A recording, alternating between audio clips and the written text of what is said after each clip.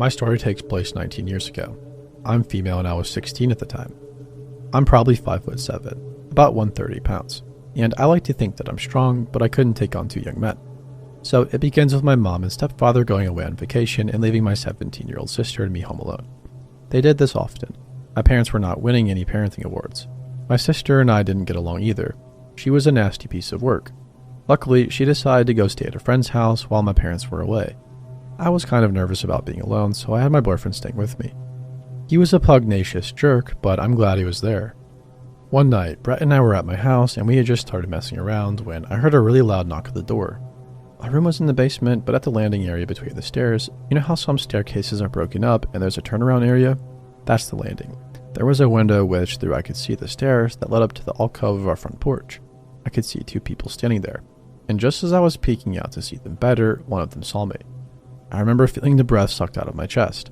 There were 2 young men sitting on the porch. It was almost midnight and I had no idea who the heck they were.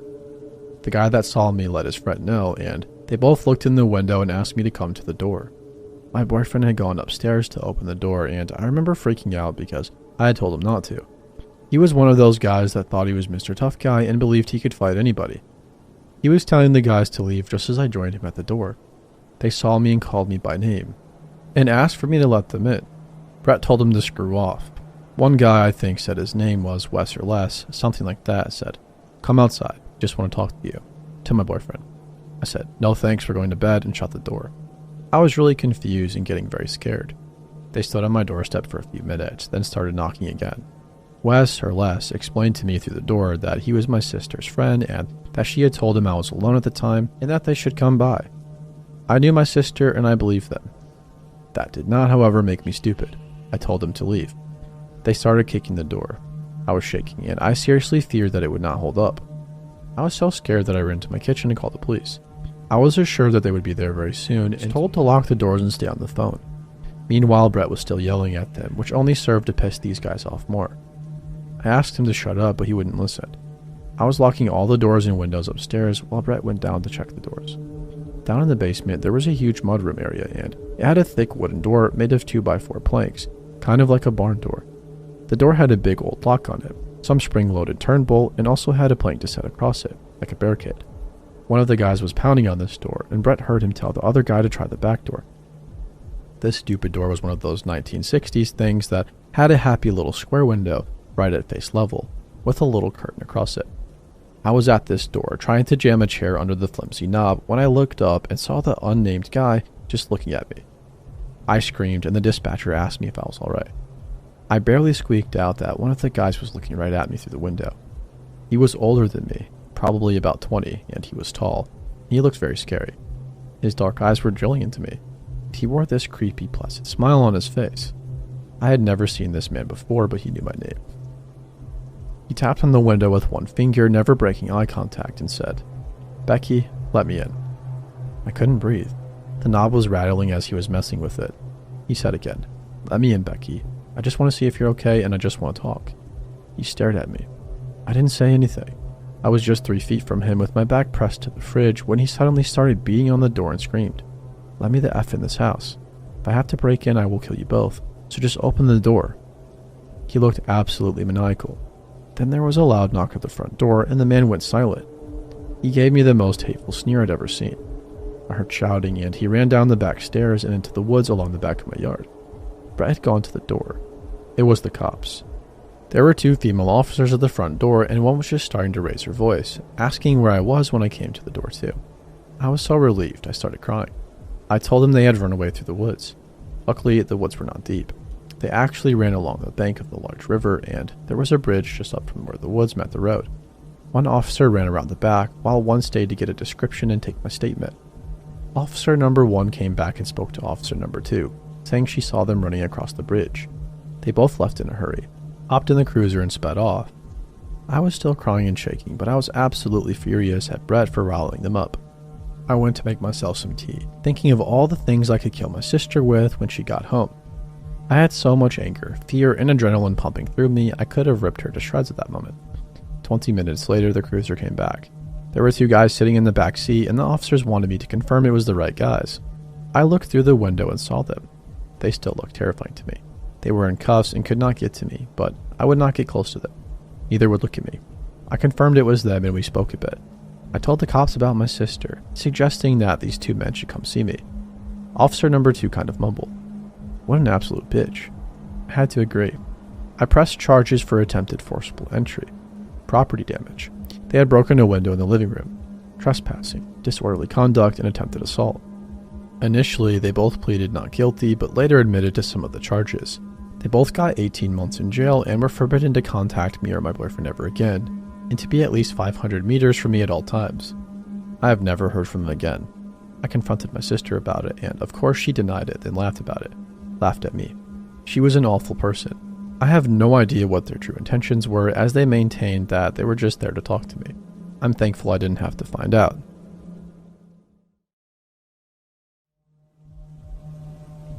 I've been doing this for about 8 months, and I want to be clear that I'm not stupid about it. I know the risks. I've read every safety guide, watched every video, and taken every precaution there is to take. Fake name, no face, no location data in any file I upload, separate phone, separate email, separate everything. None of my friends even know. My family doesn't know. I run it completely isolated from my actual life, and I do it from my apartment because I'm a homebody who barely leaves and it works for me. And it was working fine until it wasn't. His username was something random. Numbers and letters. Nothing memorable. He subscribed about 3 months before everything happened, and for the first month he was completely normal. Tipped well, messaged regularly. Nothing that set off any alarm. I have maybe 40 regulars, and he just became one of them. I responded to his messages in a friendly and professional way. Kept it on the platform and never gave anything real. The messages got more personal gradually enough that I didn't notice the shift happening. Looking back now, I can map it exactly, but in real time, it just felt like a regular getting more comfortable, which they all do eventually. He started messaging every day. Long ones, detailed, the kind that take time to write. He talked about me like he knew me in a specific way. Not the parasocial thing where subscribers convince themselves of a connection, something more grounded than that, more certain. Then one Tuesday, he sent me a message that made me put my phone down and sit there. He described my apartment. Not directly. I know where you live. It was more just a casual comment about who you imagine I decorated. And every single detail he listed was correct. The color of my walls, which I had never shown. The fact that I had plants by the window, which I had never shown. The general layout, which I had also never shown. All of it was wrapped in this breezy tone, like he was just guessing and being playful. Haha, aren't I perceptive? I sat there on my couch and read it like 4 times. I went back through 3 months of messages and started pulling out every detail he dropped that I brushed off as coincidence or lucky observation. There were more than I expected. A reference to the sound of traffic outside my window that matched my street specifically. Comment about my delivery schedule that was accurate. Casual mention of the pharmacy 2 blocks away, like it was a known shared fact between us. I barely leave my apartment. I go out maybe twice a week for quick errands, in and out. I thought about the last 2 weeks and counted the times I'd left and then went back through his messages from that same period and felt the floor drop out from under me. Every time I had left my apartment, he had something in this next message that proved he'd seen me. Not explicitly and never directly, always wrapped in that same playful certainty. A comment about the weather that day. A reference to the color of my jacket. Once a specific detail about the way I'd been walking that he framed as a dream he'd had, just slipped it in there like it was nothing. He had been outside my building multiple times, watching me leave and come back and never saying anything, just filing it away and dropping into messages like little gifts he was leaving for me to find. I had never shown my face on my platform, not once, not even partially. He knew what I looked like anyway. I called the police that night and filed a report and gave them everything I had. Screenshots, the timeline, all of it. The officer I spoke to was thorough and took it seriously and explained that without a verified identity, there wasn't much they could act on immediately, but that they'd flag it and follow up. The account was under a fake name with an untraceable payment method. I stopped posting that same night and went completely dark. I didn't log in, didn't check messages, just shut it all down and told myself distance and silence would handle it. That he'd move on. Then without new content and without responses, he'd lose interest and disappear. For 3 weeks nothing happened and I started to breathe again. It was a Wednesday night, maybe 11, and I was on my couch watching something when I heard footsteps stop outside my door. People stop outside doors in apartment buildings all the time. It's normal. I looked up from my show and listened and didn't hear anything else and went back to watching. Then came the knock. 3 knocks. Not hard. Almost gentle, actually. The kind you do if you're trying to not disturb neighbors.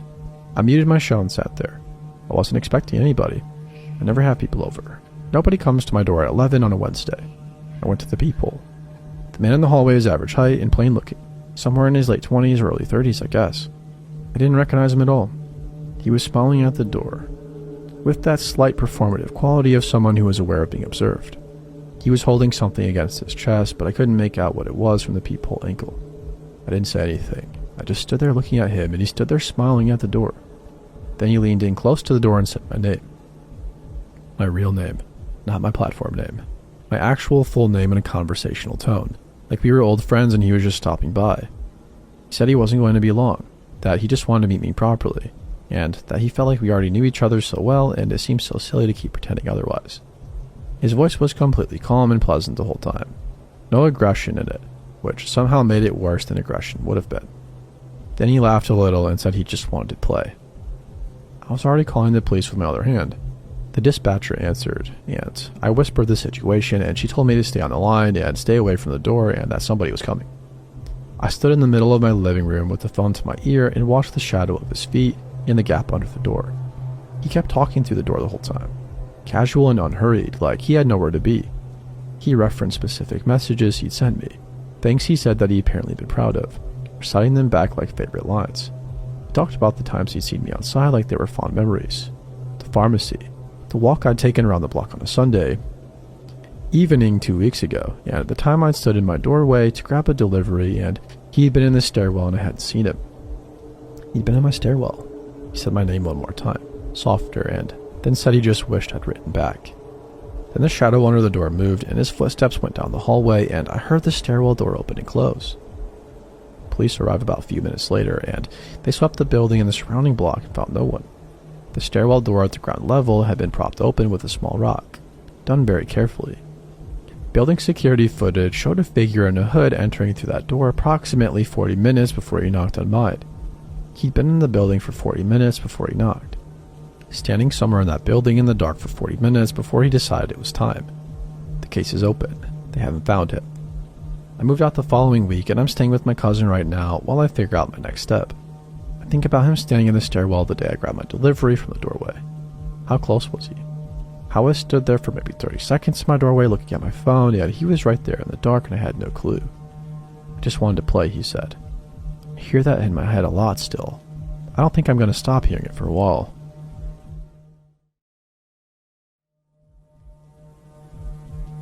So my parents got a dog. I want to lead with that because it's important context for why I ended up in this situation.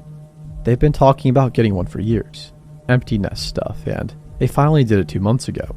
A 2-year-old rescue named Hank, some kind of lab mix, a big dopey thing that my mom is completely obsessed with, which is awesome. Hank seems like a good dog, but the problem is they don't fully trust him alone overnight yet because he's still adjusting and apparently ate an entire couch cushion his second week there. So when they booked a long weekend trip upstate to visit my aunt, they asked me to come stay at the house and watch him. I'm 20, home from school for the summer with no real reason to say no. Free food, a familiar bed, easy enough, I said. That was my first mistake, probably. I got to my parents' place Friday evening. They left around 6, I think, and for the first couple of hours, everything was completely fine. Hank was happy to see me, and we watched TV. I made food, and he sat with me by my feet the whole time, which my mom warned me he does. Normal dog stuff. I went to bed around midnight with Hank at the foot of the bed and fell asleep fast. I woke up at some point in the night to Hank growling. Not barking, but growling. Low and continuous. The kind of sound that's more vibration than noise. I sat up and he was standing at the bedroom door facing the hallway, completely rigid, every muscle in him locked up. I'd known this dog for 2 months and heard him make approximately 0 serious sounds. He was the least intimidating animal I'd ever encountered. Seeing him like that in the dark was genuinely startling. I listened. The house was quiet. I told him to relax and he didn't. He just kept that low growl going with his eyes fixed on the hallway. I got up and checked the house. Every room, every door, and every window. Everything locked and nothing out of place. I even checked the basement, which I hate doing at any hours at night, but I did it. And nothing. I went back to bed. Hank eventually settled and I fell back asleep. In the morning, I'd mostly forgotten about it. Saturday was fine. Took Hank for a long walk, did nothing, ate my parents' food again, and completely relaxed. I went to bed earlier, maybe at 11 or so, tired from the walk. I woke up at 2 a.m. to Hank gone from the bed. I could hear him somewhere in the house. That same low growl, and I got up and followed it. He was in the kitchen standing in front of the basement door, in the same posture as the night before, with the same locked up stillness. I stood there in the dark kitchen in my socks looking at him, and felt something I hadn't felt the night before, which was that the dog was not going to move from the door. I stood there for a long moment, then I heard something on the other side of it. Just a single soft sound, something shifting, like weight redistributing on the wooden basement stairs. One quiet creak and then nothing.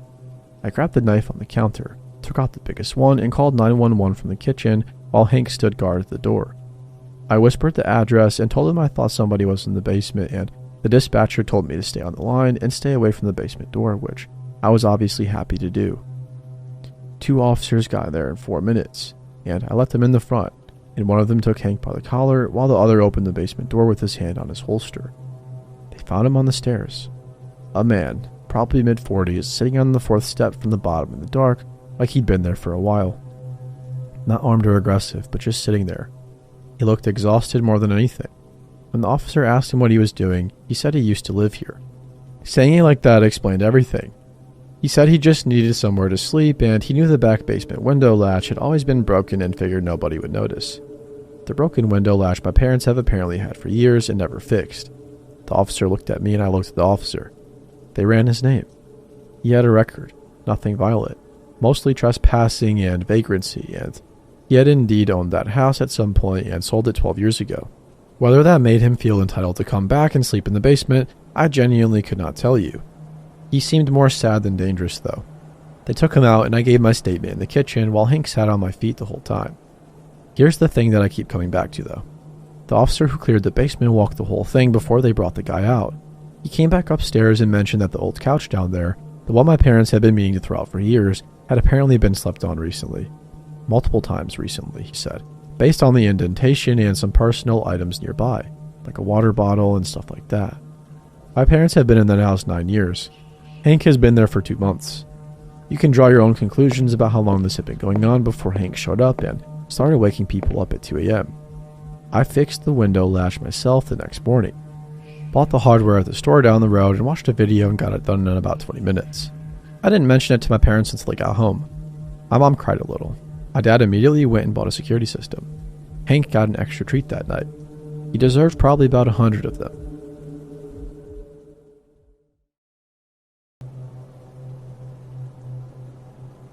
I'm 19 and my 2 younger brothers, Damon who is 16 and Kobe who just turned 13, were home alone for the weekend because our parents drove down to our grandma's place in Kentucky for her birthday. We'd been left alone before plenty of times, so nobody was stressed about it. I was the oldest, so I was technically in charge, which basically just meant I got to pick what we ordered for dinner and had to make sure Kobe didn't stay up until 4 in the morning on his Xbox. Pretty standard stuff. Friday night was fine. We ordered wings and watched a movie. Kobe was in bed by midnight, which was later than our parents would have allowed, but I wasn't going to fight him on it. Damon and I stayed up for another hour or so and then called it. Saturday was equally normal right up until around 9 at night. I was in the living room on my phone and Damon was at the kitchen table doing something on his laptop. And Kobe was in his room gaming when Damon looked up and said there was somebody in the backyard. I went to the kitchen window and looked out.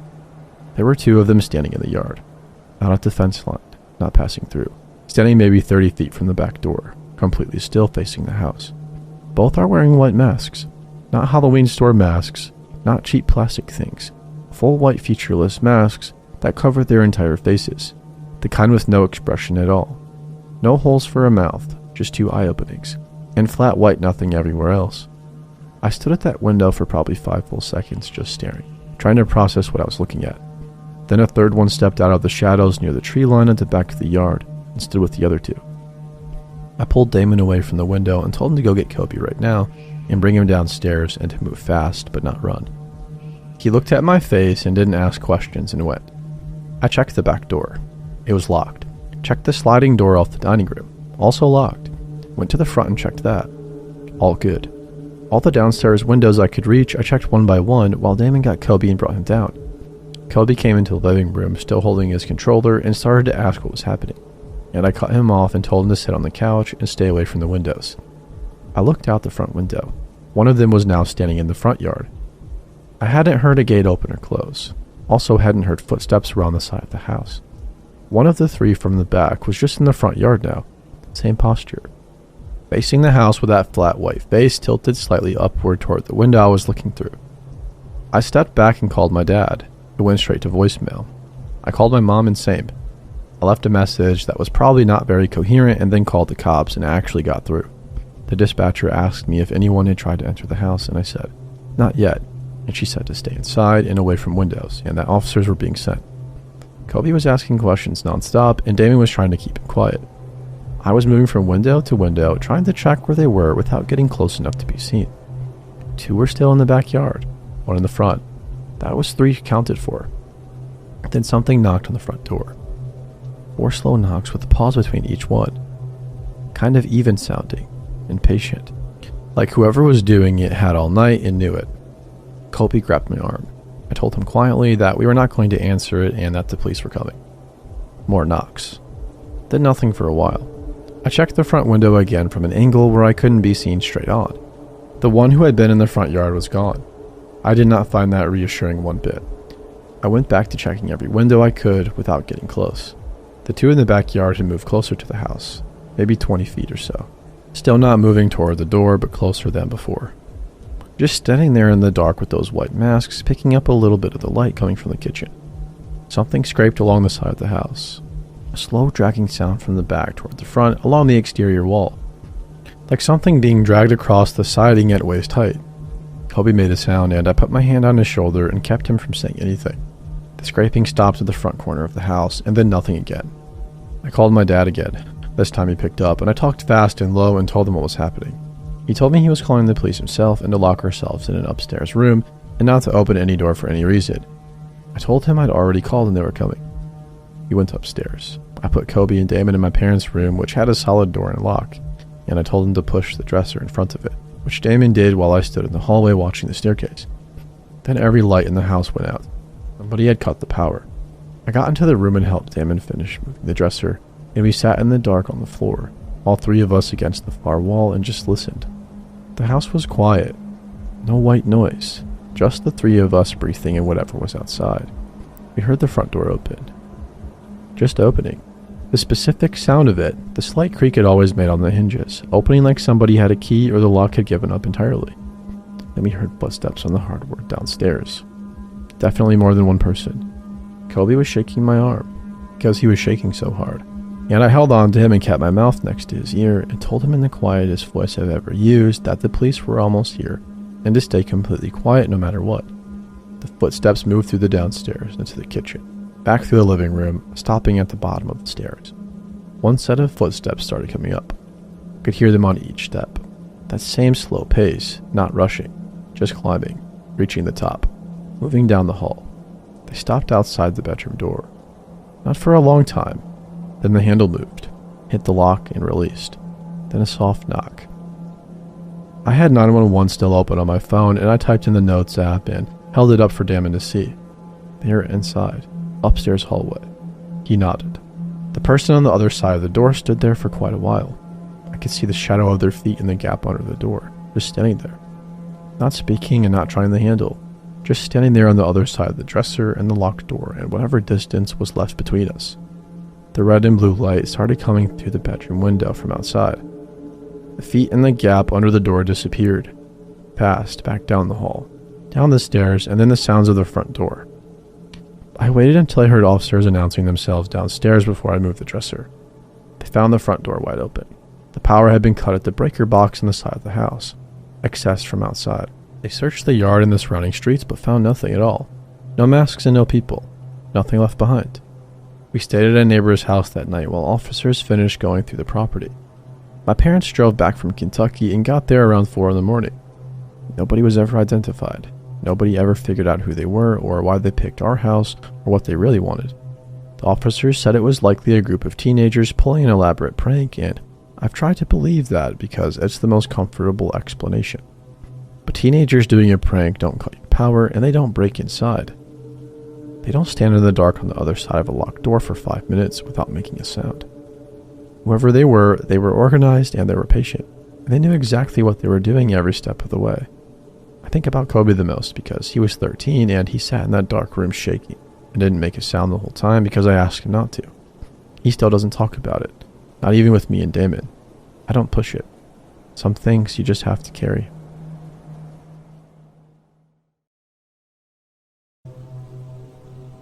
I'm a 23-year-old Italian male living in a not-so-small town in southern Italy.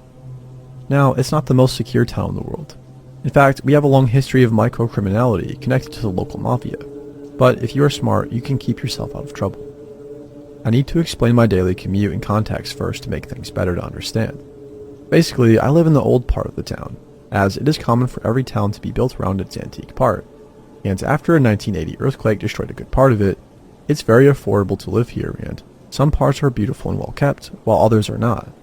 So you find good families and great folks sharing spaces with more pesky dudes.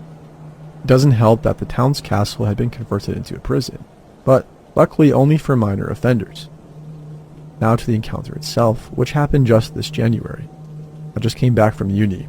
It's just a 20-minute drive in the car, but with shitty public transport, it can take up to 1 to 1.5 hours to get home. And as I like to study in the library till it closes at 6:30 p.m., I usually come back home at 8 p.m. or later. I get greeted by my dog. Her name is Maya, a beautiful sweetheart and innocent 1-year-old lab, and I take her for a walk around this part of town, and the castle since it's her favorite spot to meet other street dogs. Dogs that don't really have an owner, but everyone in the block feeds them. So she was taking longer than usual to do her business, and I was freezing since I was wearing lighter clothes than I should have. I thought it would be a short walk as usual, plus it was snowing, which is super rare here. Like super. And it was the first time Maya had seen snow, so she was excited too. For that, I decided to walk back home and grab a jacket to better take delight in this occasion, and on my walk home, to cut it shorter, I had to pass this abandoned building under construction. It's pretty run down. It has just the pillars and floors done, but a lot of kids used it to play and climb around. Now as I walk there, I see this guy standing there, his back facing me, still like a rock, with his head facing up to the first floor of the abandoned building. Dirty beanie hat, heavy winter jacket, and a tracksuit too wide for his build, and there he was, still. At first I froze in the spot too, but it wasn't an extraordinary encounter since there are a lot of weird people around and I decided to pass on. But the first red alert light was on when I watched Maya and she had her back fur raised and was looking at this guy dead on. She never did this, and as we walked to him, she kept up this behavior, and as we were walking there, she emitted a low-pitched growl that made this man turn around. I never ever saw his face around there. And if you aren't local, you really can't end up there if you didn't want to. And wow, his face was creepy, with typical greasy hair and an undone 3-day beard. He extended his hand to Maya. "Hey doggy, how cute are you?" Stupidly, that calmed me down a bit. Maybe he was just a mentally ill person walking around. I know some of them around here, and they all pretty much look like him. There is a dormitory for mentally ill people whose families can't or don't want to. Yeah, take care of them near here. But when he was trying to pet my dog, I heard something moving on the first floor's concrete. Thought it must have been a cat, but Maya would have already been jumping around trying to catch him, so I looked up and I saw this little girl, probably around 10 years old. She had only fear in her eyes, wide open and really desperate, and I'm not exaggerating this detail. She had a familiar face though. Must have been one of the kids that play around the building. Now, she must have seen me walking my dog around because as soon as she recognized me or my dog, she caught my eyes and tried to whisper help with her lips. After this, I turned my head around and the creep is watching me now. I would like to say he had the usual creepy smile, but he didn't. He just had a very serious face, looking dead in my eyes. I didn't know what to do. I'm a little over 6 feet tall, I think, and kind of imposing, but I've never fought anyone, and I'm a really peaceful dude. In a fraction of a second, this guy looks up again and says, "Come down, sweetie. We need to get home. The food will get cold." Yeah, sure, totally believable. 10 out of 10. Sarcasm, by the way. "Who are you? What are you doing here?" I ask him. "I'm her uncle. I need to get her home to eat," he says with the most serious look. I was thinking about what to answer, with use as an excuse to bring her down and get her to safety. And being the sarcastic, bitchy type in this situation, I say, That's strange because I'm her uncle. This doesn't add up. At this point, the little girl has the brilliance to lean off and say, "Hey uncle, can you help me get home? My mom will get worried." Now this guy didn't seem too threatening at the moment, just creepy, so I go under the building to take the little girl, and as I prepare to grab her, Maya, thankfully, bless all the dogs, first growls at him, then barks. Now she usually has a really feminine high-pitched bark, but with this guy, it was really low-pitched and scared even me. To that I turn around and see this guy with a hand behind his back, reaching for something. Oh crap, I think. I can't fight for anything hand to hand. If this guy has a knife, this would end badly.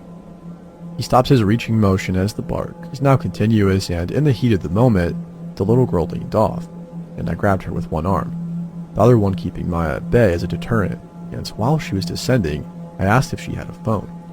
"No, I don't have it." She said that, and you could hear she was on the brink of crying. So as soon as she touched the ground, I unlocked my phone and gave it to her. She took the phone and immediately legged it. I should have been glad about it, but my immediate thought was, if she did all this to steal my phone, I'll be deadly mad.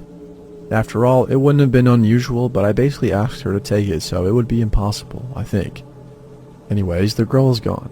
I turn around and this dude has a knife out. Not a pocket knife though, one of those big kitchen knives you use to cut bakery bread. And me being so careless in the kitchen, I know how sharp those things can be. So I decided to run away too, but Maya decided, nope, I want to stand here barking at him, and I couldn't manage to pull her away. She's almost 30 kilos, but that was a grip too strong even for her. So we were there stalling, and this guy starts swinging the knife in the air. I want to run, but if I leave my dog, I know she could end up really bad, and even if I managed to pull her, he could run after us. And there we were, him swinging the knife with empty eyes, my dog barking, and me shitting myself not knowing what to do. To make things worse, my hands were freezing cold from not wearing gloves, and the grip leash was really starting to hurt. The thing that still surprised me in that situation is the fact that I'm absolutely sure that people around the block could hear the mess, but no one, not a single person, decided to take a look.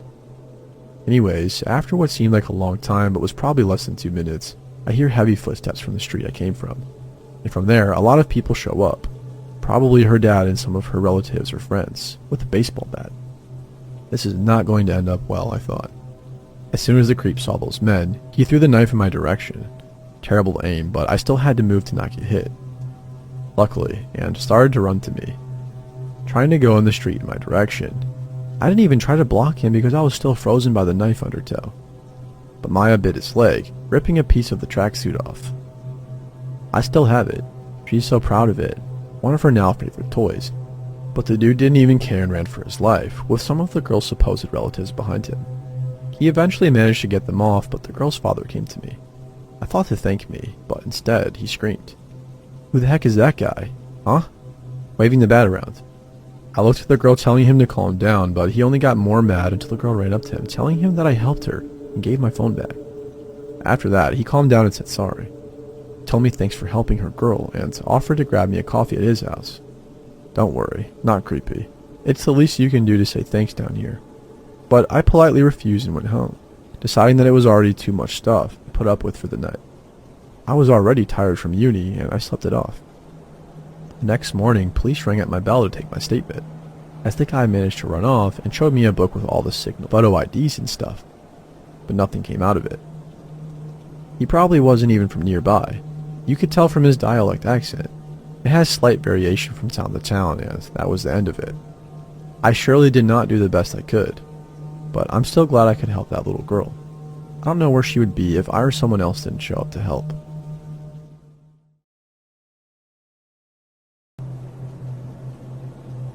In college, a while ago now, I got into a relationship with a guy. He was fine until he quote-unquote found Jesus.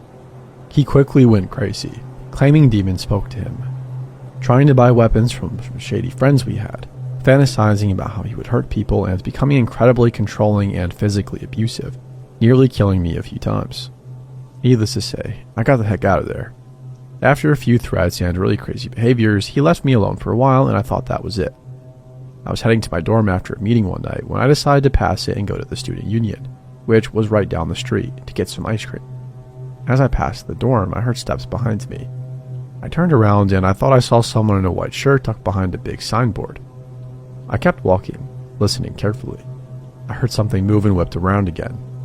There, a person his size staring at me from behind a tree. I couldn't see very well, but it really looked like him. I was mildly freaked out by then, but just walked a little bit faster. I'd hear the occasional footsteps and breathing behind me, but I didn't dare stop or let on that I knew someone, probably him, was there. I knew he owned a gun and would likely put a bullet into me given the chance. He was that psycho and upset that I dared to break up with him. I walked all the way to the Union and got some ice cream and just sat there in the store eating it, unwilling to go back out into the unlit street in case it was my crazy armed ex. I still hadn't mustered the nerve to head back when my phone buzzed. My heart just about fell out of my chest when I saw the message. It was some of my friends, a sweet couple. They'd been walking way behind me when they saw something that alarmed them enough to text me. "Your ex is walking around the street." They called me before I could even text them back. "Where are you? Your ex is prowling around here near your dorm. He was coming back from the direction of the Union. I think he had a gun. Was he with you? What's going on?" Panicked, I assured them that I had not been with him, but somebody who looked like him had been following me, and I was at the Union and was too scared to go back alone. They practically yelled at me to stay there and not go anywhere, and that they were coming.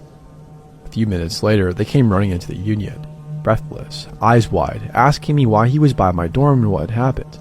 This was possibly what scared me most of all. The boyfriend, who is a black belt in karate and is never scared, looked absolutely terrified. He was coiled into some kind of fighting stance and looked around wildly, afraid that my ex would appear with his gun. They told me they were taking me back to my dorm and calling the police. They sandwiched me between them and we walked back to my dorm as quickly as we dared. The boyfriend walking in front and yelling into the darkness that my ex had better not try anything. I let the two of them into my dorm and we went up to my room, where my roommates put in a frantic call to the police. As we peeked out the windows facing the street inside of the dorm, there he was, lurking in the trees to the side of the dorm looking up. A streetlight reflected something in his hand, something shiny. I saw him tug at the .22 I realized he was carrying and look up. We locked eyes and I saw something, this kind of rage in his eyes that froze me. In that moment I knew he really was out to kill me, and my friends and I had foiled him this time. He quickly turned and ran away through the trees. We didn't know whether he would come back and try to break in or something, so we called the police again, and lo and behold, sirens within minutes and officers with guns drawn combing the area. They caught him a few hours later, still with the .22 in hand. He confessed he was indeed going to kill me if he had the chance, but he didn't want to take pot shots at me with my friends there. Apparently, since I had broken up with him, I was given over to Satan, and he had a duty to make sure I died and went to hell. Of course, he went to jail and later to a mental hospital, and I moved out of that dorm a week later. I just couldn't live with the thought that he could break out and come after me again. I got some cop friends to keep an eye on my roommates until they could move out too. I have really never been the same after that. I was so afraid and paranoid for years and years. Now I can be out and about without any fear, but I still have nightmares about him staring at me through the trees, gun in hand and rage in his eyes.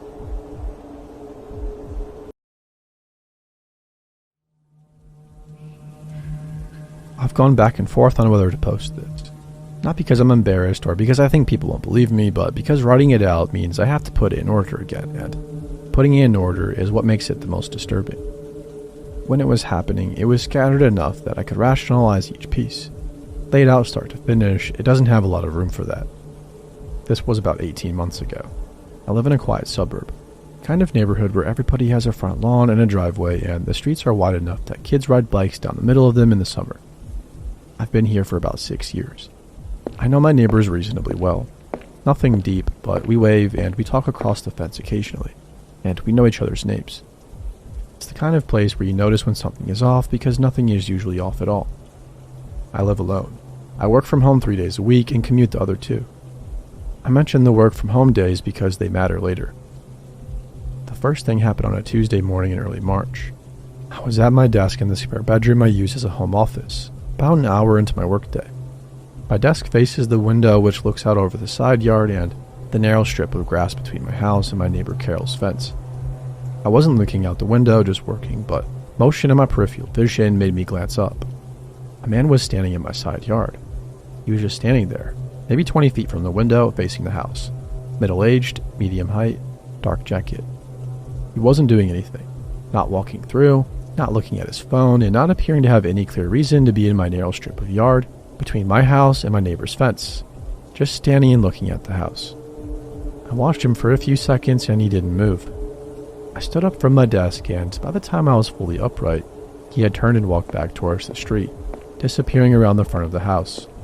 I went to the front window in time to see him walking down the sidewalk, away from my house at a normal pace. He didn't look back. I stood at the window for a minute. My first instinct was that he was checking utility lines or a meter or something, but he hadn't been looking up at anything. He'd been looking at the house straight on. I didn't recognize him from the neighborhood. After a few minutes, I went back to my desk and got back to work. And by that afternoon, I had mostly set it aside. Strange but not alarming. People cut through yards. People stop and look at houses for all kinds of reasons. I didn't think about it again for almost 2 weeks, I'd say. The second thing happened on another work from home day, Thursday. I was in the kitchen making lunch around noon and I heard something at the back of the house. A light sound, brief, like something contacting the back door. Not a knock, nor like a single quiet tap or the sound of a hand testing a handle. I went to the back door and looked through the small window set into it. Nobody on the back step. I opened the door and looked out at the backyard. Empty. I checked the door handle, locked as it always was. I stood in the doorway for a moment, looked around the yard and went back inside. That evening I mentioned it to my neighbor Tom across the street when I saw him getting his mail. I described the man I'd seen in the side yard 2 weeks prior. Dark jacket, middle-aged, medium height. Tom thought about it and shook his head. Didn't ring a bell. He asked if I'd seen anything else, and I told him about the sound at the back door that afternoon. He suggested it was probably an animal, like a raccoon or a stray cat bumping against the door. I nodded and said he was probably right and went back inside. I want to be honest about my state of mind at this point. I wasn't scared, but I was mildly alert in the way you get when a couple of small things happen close together, but I wasn't reading it as a pattern yet. I checked my locks that night before bed the way I always did, maybe with slightly more attention than usual, and slept fine. The third thing happened 11 days later. Another work from home day. I was on a video call in the late morning, sitting at my desk, and about 20 minutes into the call, I happened to glance at the window again. The same man was in the side yard. Same spot as before. Same dark jacket. Same stillness, looking at the house. I kept my expression neutral because I was on camera and kept talking for about 30 seconds before I excused myself, said I had a quick situation to deal with, and muted myself. By the time I got to the window, he was already moving, the same as before, turned and walked toward the street without hurrying. I went to the front of the house. He was already at the end of my block walking away. I called the non-emergency police line. I described the man and gave them both dates and the approximate time of the most recent sighting.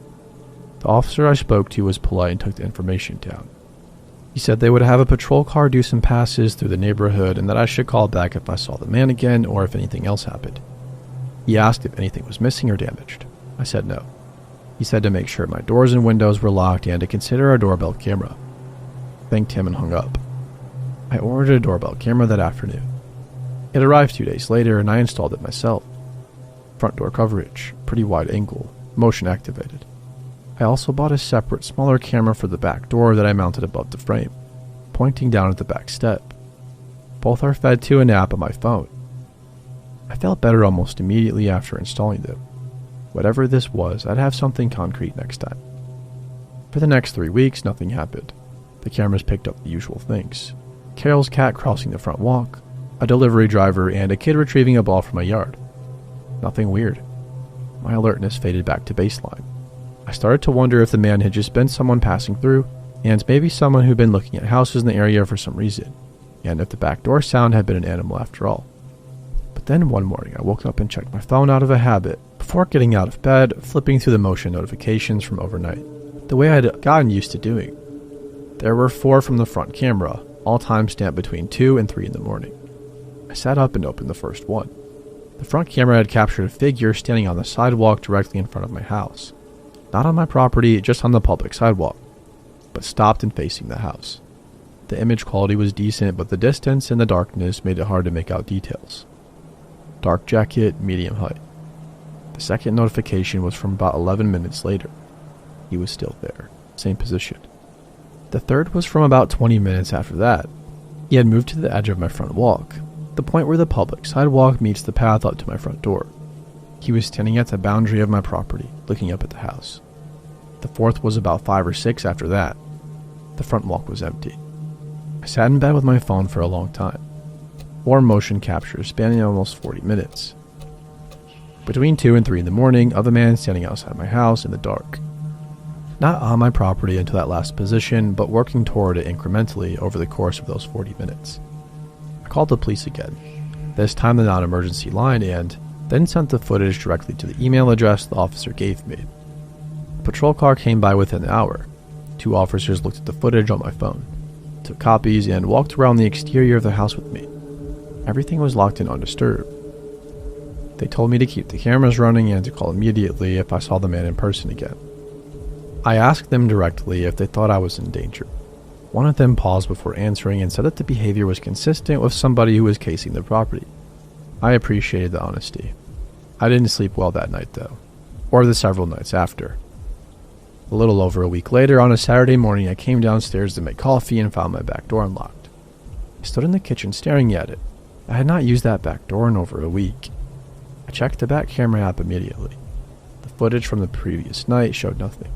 No motion alerts, no figures. I went to the door and looked at the frame and the lock mechanism closely. There were faint scratches around the keyhole that I could not say with certainty were new. They could have been there for months without me ever noticing. I called the police, and this time I asked for someone to come out. An officer spent about 45 minutes at the house. He examined the back door lock and said the scratching was consistent with someone attempting to pick or manipulate it. He could not say definitively when it had happened. He could not say whether whoever it was had successfully got inside at any point. Nothing in the house was visibly disturbed.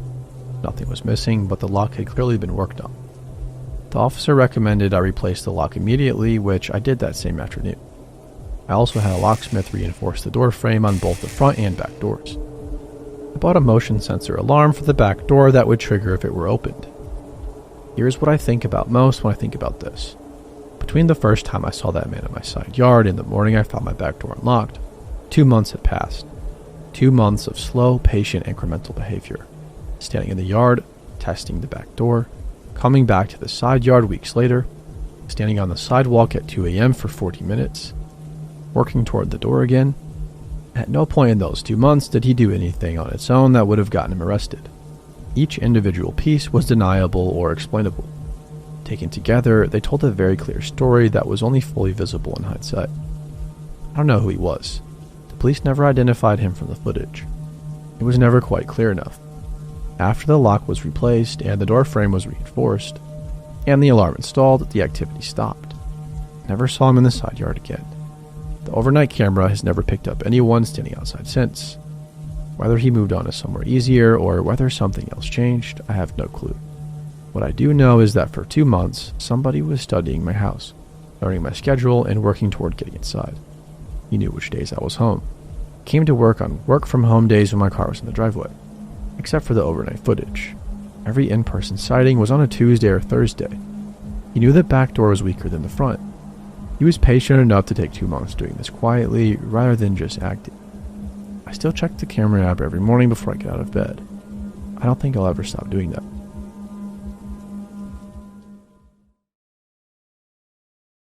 I was 26 at the time, living in a mid-sized city, working a warehouse job I didn't love. My social circle had slowly dried up the way it does in your mid-20s. People getting serious with girlfriends, taking over time, moving to different parts of town. So when I had a long weekend in July, I drove 3 hours north to a lake I used to fish with my dad, rented a cheap campsite, and figured I'd spend a few days mostly alone. The first night, I wandered into the only bar in the nearest small town, one of those wood-paneled places with mounted bass on the wall and a jukebox nobody ever uses. I sat down at the bar and ordered a beer, and within 20 minutes this guy next to me struck up a conversation. His name was Darren. He was maybe 45, heavyset, wore a canvas shirt with his sleeves rolled up. He had this big easy laugh and talked like someone who knew everyone in a room, even when he didn't. He said he was a retired contractor now doing odd jobs. Had a fishing cabin about 4 miles up the lake road. We ended up talking for 2 hours. Football, fishing, small town politics. Normal stuff. When I got up to leave, he told me to come back tomorrow. He'd be there same time. I did go back, and the night after that. By the third night, Darren had become the highlight of the otherwise quiet trip. He introduced me to a couple of regulars. He bought me rounds. He asked good questions and seemed genuinely interested in the answers. I remember thinking he reminded me a little of my dad, before things between us got complicated. On my last night, he suggested we skip the bar and have a few beers at his fishing cabin instead. More relaxed out there, he said. I've got some decent whiskey, and the porch looks out right at the water. I hesitated for maybe half a second. Older guy, middle of nowhere, cabin in the woods. But I'd spent 3 nights with him. He never said anything that made me feel uncomfortable. I was 26, and I thought I could read people. I followed his truck down a dirt road into the trees. The cabin was small but well kept, right on the water like he said. He poured us both a glass of whiskey on the porch, and we sat there watching the lake go dark. It was genuinely peaceful.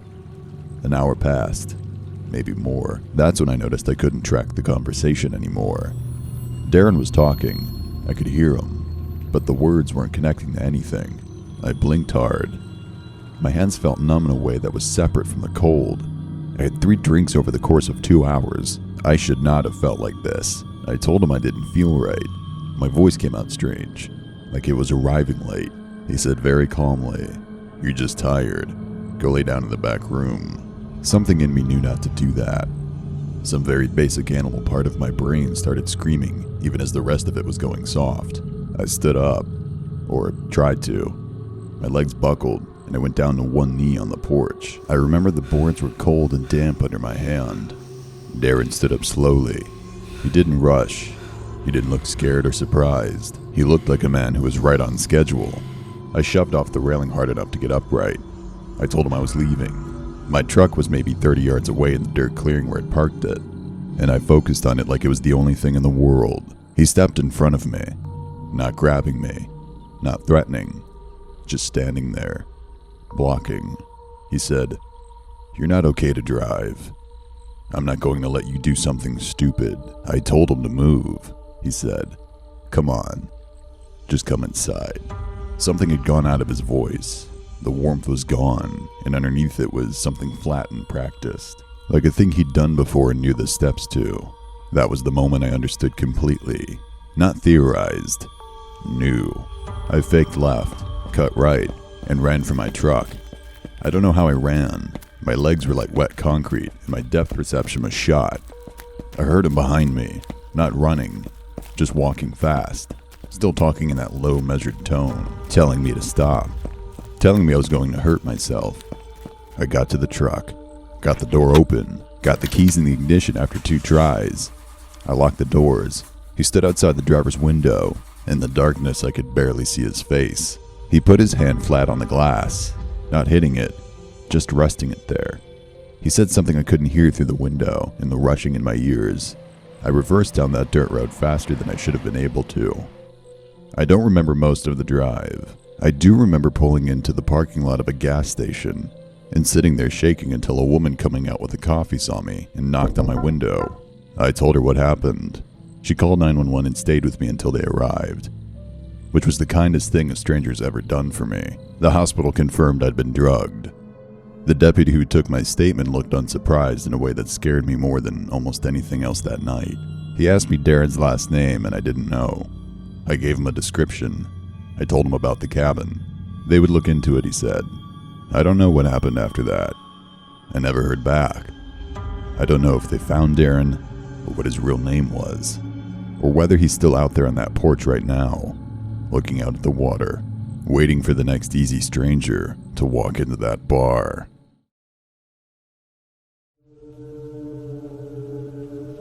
The lesson I took from this story was always read through your lease/rental agreement fully before signing. This took place 4 years ago in Kansas City, Missouri. I'm originally from California, so trading up city life for a less urban life was very challenging for me. Making friends was hard, but I made the move to be with my dad, who lived in an apartment complex with a roommate. My dad was a trucker, so he was gone for weeks at a time, while I was left alone to work and come home to a foreign place that I was slowly becoming accustomed to. My roommate was gone most of the time because he had a girlfriend and he would leave his dog with me, so I never really truly felt alone. I had an old lady for a neighbor that would come up and check on me too. That's how people were in that area, and I found it kind of nice how people knew their neighbors. I got to know everybody in my building's name after about 6 months of living there, except for one. There was a man, I'd say in his early to mid-50s, who lived directly below my apartment. He looked, for lack of a better description, like a creep. He was balding except for on the sides of his head, where that hair was straggly too. He was tall and kind of skinny, and outdated 90s glasses that you'd see on America's Most Wanted, and a very thick mustache. He was the only person in the building who wasn't friendly, or at least didn't make the effort to say hello or introduce himself to me. He also happened to be the maintenance man for all 5 buildings. I didn't think much of this at first. I honestly don't care if you're not overtly friendly to me. I enjoy having space of my own, and sometimes being too friendly is suspicious anyway. That's just a personal problem, but I'm explaining why I didn't send up any red flags at first. One day, when I was pulling out of the driveway to go to work in the morning, I noticed across the large lawn that led to the door to our building that the maintenance man was standing in the center, staring directly at me. Stare is the wrong word, more like a glare. At first, I looked around confused, thinking perhaps he was looking at somebody or something behind me. I was the only one there. Although a bit creeped out, I shrugged it off and continued with my day, forgetting all about it. The next day, I was over at my neighbor Claire's apartment, the older lady, and she happened to bring up a maintenance issue she had, but mentioned she would never ask the maintenance man for anything, and neither should I. I tried to ask her more about what she meant by that, but she ended up being very broad and said something along the lines of, "He's just a known creep around here." Fast forward to the first incident. It was around 2 a.m. and I was still awake, but only barely, sitting on the couch watching Parks and Rec alone in the apartment. I was starting to drift off into sleep when I hear a soft noise near the front door. Thankfully, the show was very low in volume because normally I don't pick up on quiet noises most of the time. I turned off the TV and began listening. Next to the living room, on the right side is the patio area, and on the left are the kitchen and the front door. The light from the moon and outside lamps was flooding through the patio glass door, so I could see the doorknob to the front door moving. Not just moving, but somebody was using a key. In an instant, the door flung open, and I was on my feet, with nowhere to hide at that point. I stood my ground and saw the silhouette step into the kitchen. That's when I saw it was the maintenance man. My stomach dropped, and he stopped dead in his tracks when he spotted me, looking as if it was unexpected to find me awake. I noticed he had a large coat on, even though it wasn't winter or even cold that particular night. I noticed that only because the jacket looked bulky, as if he were carrying things in it that I couldn't see. "What the heck are you doing?" was all I managed to squeak out. I was shaking, my knees feeling like they were going to give out. For reference, I was a 22-year-old woman standing a whopping 5'4", with no way to defend myself at all from where I was standing. He looked shocked, which made me feel like I had gained a little power from the situation. He retorted confusedly and angrily with, "Yeah, your toilet is making a loud noise that I could hear from my bedroom." I was angry and terrified and only reacted with more anger when I saw him scrambling for excuses. "So, you just let yourself into my apartment at 2 in the morning? I'm reporting this to management the first thing in the morning." He stepped closer to me then. I backed up a few steps but still stood my ground, quickly turning on the light closest to me so he could see my fury. "The toilet is rumbling. I'm sorry, I need to check it now." Now I was trembling so hard I could barely stand. I had adrenaline and anger and fear all coursing heavily through my body. "Get the F out," I said. He started to take the liberty to look around the kitchen where he was standing. My head immediately thought, shit, what if he goes for a knife? And that's when he said it. "I can come in whenever I want."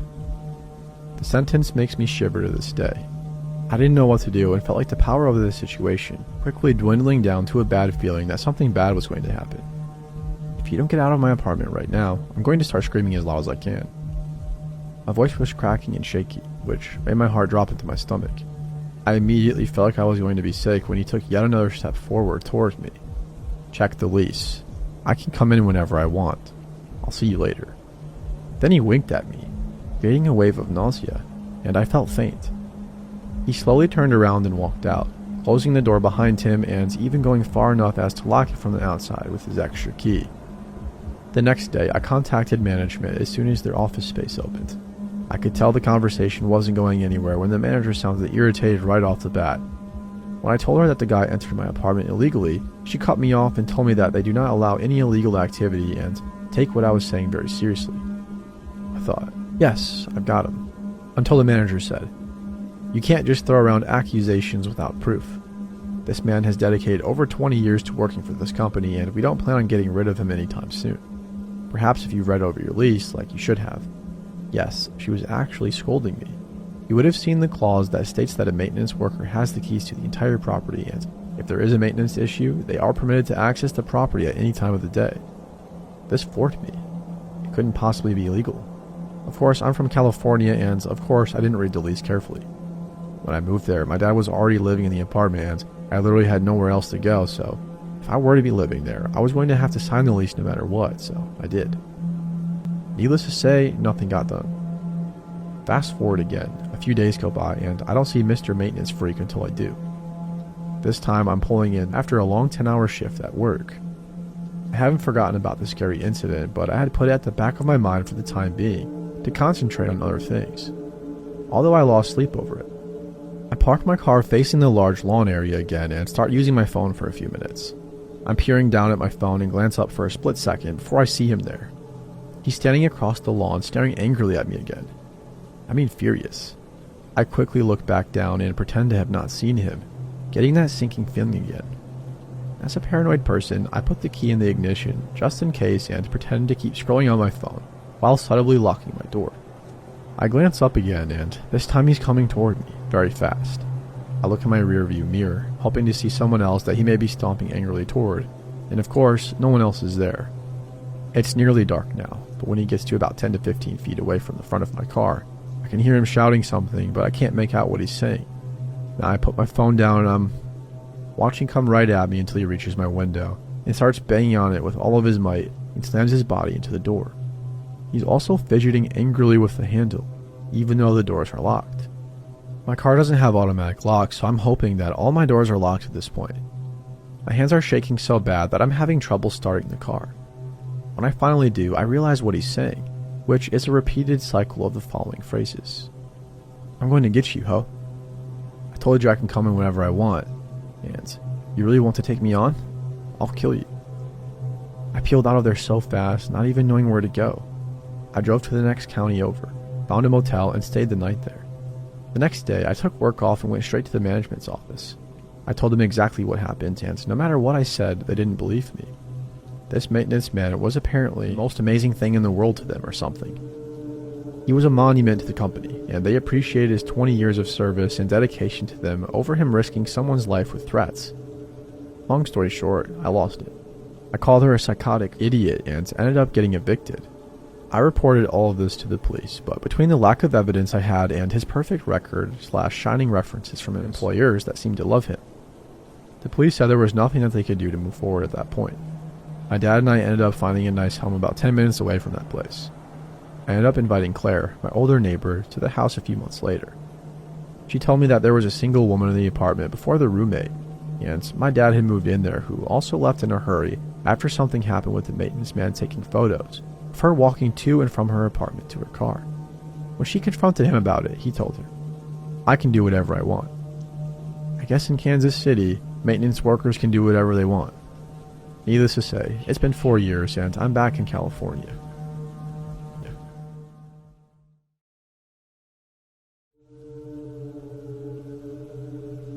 3 years ago, I bought a house on about 4 acres of land outside of town, and I want to be upfront that I love it out here.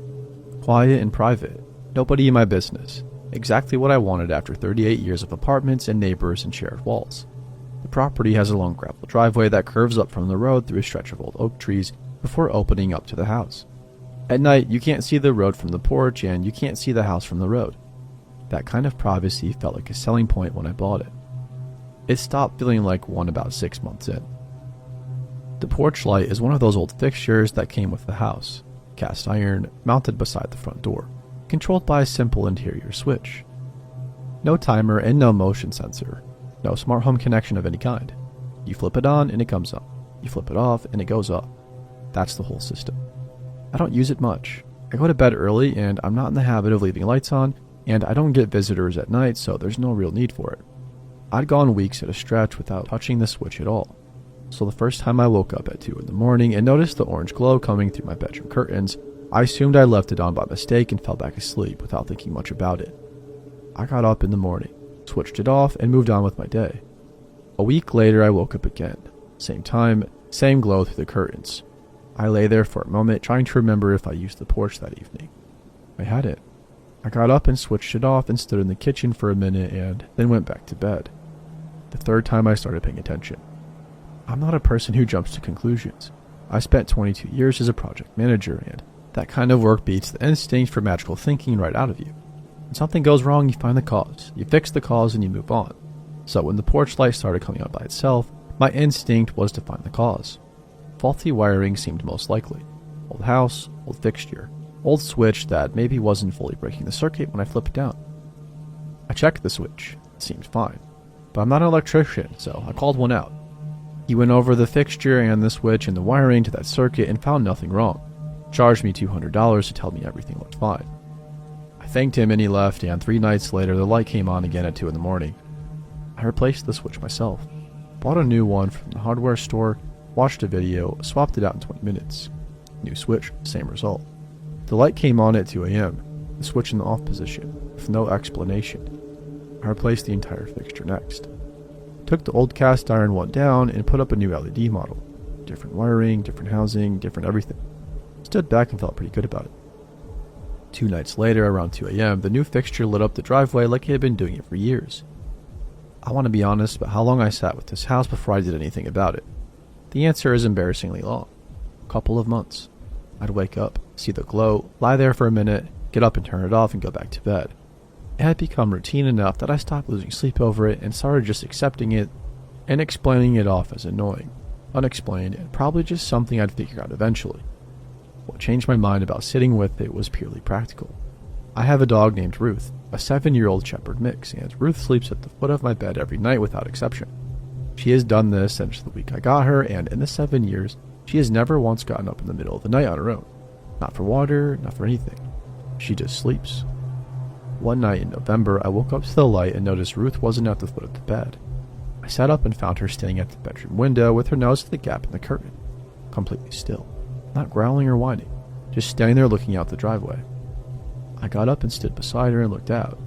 The driveway was lit by the porch light, per usual. The gravel, the oaks on either side, the darkness beyond where the driveway curved toward the road. All of it sitting in that flat orange light. I stood there for a few minutes and saw nothing and went back to bed. Ruth stayed at the window. In the morning, I went outside and walked the driveway. The gravel near the middle of the curve, where the oaks are the thickest on either side, had been disturbed. Not dramatically or like a struggle, just scuffed and pressed in a pattern that took me a moment to identify. Boot prints.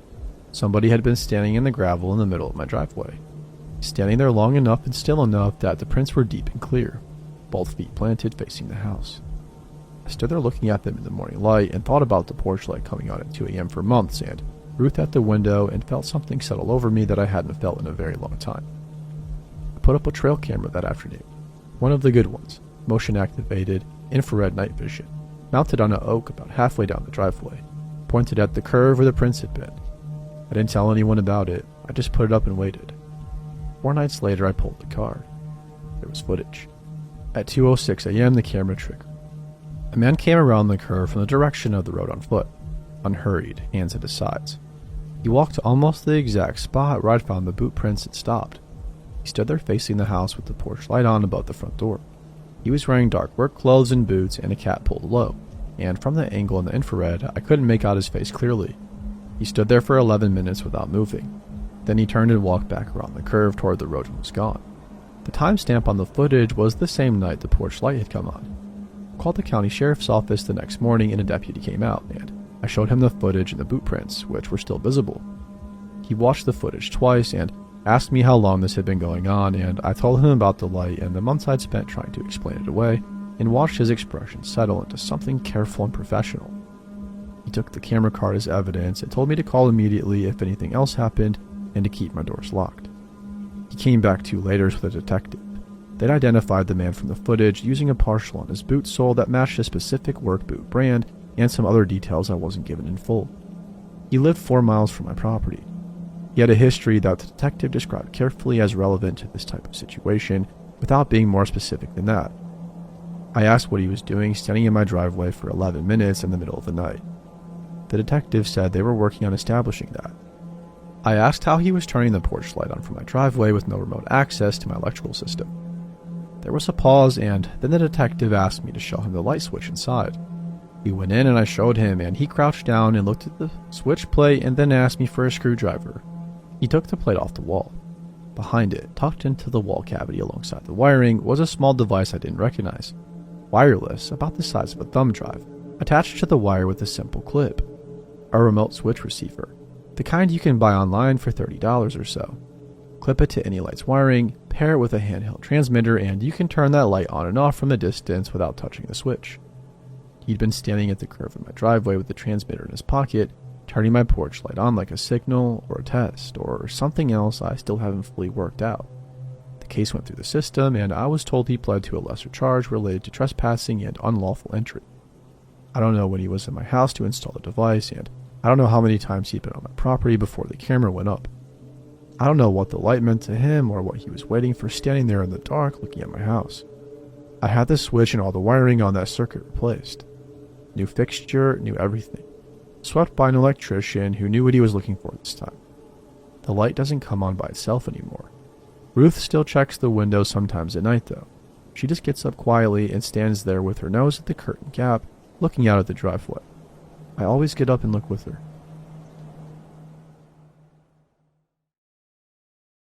I've been talking to this girl Maya for maybe 3 weeks, before I started noticing things that didn't sit right with me. We met through a mutual friend at a cookout and exchanged numbers. Nothing unusual about that. She was funny, easy to talk to, and I figured it was worth seeing where things went. For the first week or two, everything was pretty normal. Then one afternoon, I mentioned offhand that I was heading to the gym, and about 40 minutes later I got a text saying, "You look tired walking in. Everything okay?" I didn't think much of it at the time. The gym was maybe a 10-minute drive from my apartment. I never told her which one I went to. I chalked it up to coincidence, figured maybe she went to the same place and happened to be there. I didn't bring it up. That was probably my first mistake. Things moved pretty fast after that, which looking back was a pattern I kept missing. She'd reference things I'd done or places I'd been without me ever mentioning them. I'd post nothing on social media, tell her nothing, and she'd say something like, "How was that coffee place on Harmon?" Or, "Did the traffic on 5th bother you this morning?" Each time there was a reasonable explanation I could reach for. She could have driven past. Someone could have mentioned it. I kept reaching. About a month in, I ended things. It wasn't dramatic. We hadn't even officially called it dating, so there wasn't much to end. I just told her I thought we were better as friends. She took it fine on the surface. Too fine, maybe. She just said okay, and that was it. No argument, no follow-up. I remember thinking it went surprisingly smooth. The text started 3 days later. Not threatening, not unhinged, just steady. 1 in the morning, 1 around noon, 1 before bed. Always something ordinary. Hope your day's going well. Did you eat? Saw something that made me think of you. I responded once or twice out of guilt, which I now know was the wrong move. When I stopped responding entirely, the frequency didn't change. It just continued at the same pace, like a clock ticking in another room. That's the part that got to me. There was no escalation, no reaction to my silence. It was like she didn't need a response, like she wasn't waiting for one. About 2 weeks into the silence, I started sleeping with my blinds fully closed. I couldn't explain it rationally. My apartment was on the 2nd floor and faced a quiet side street.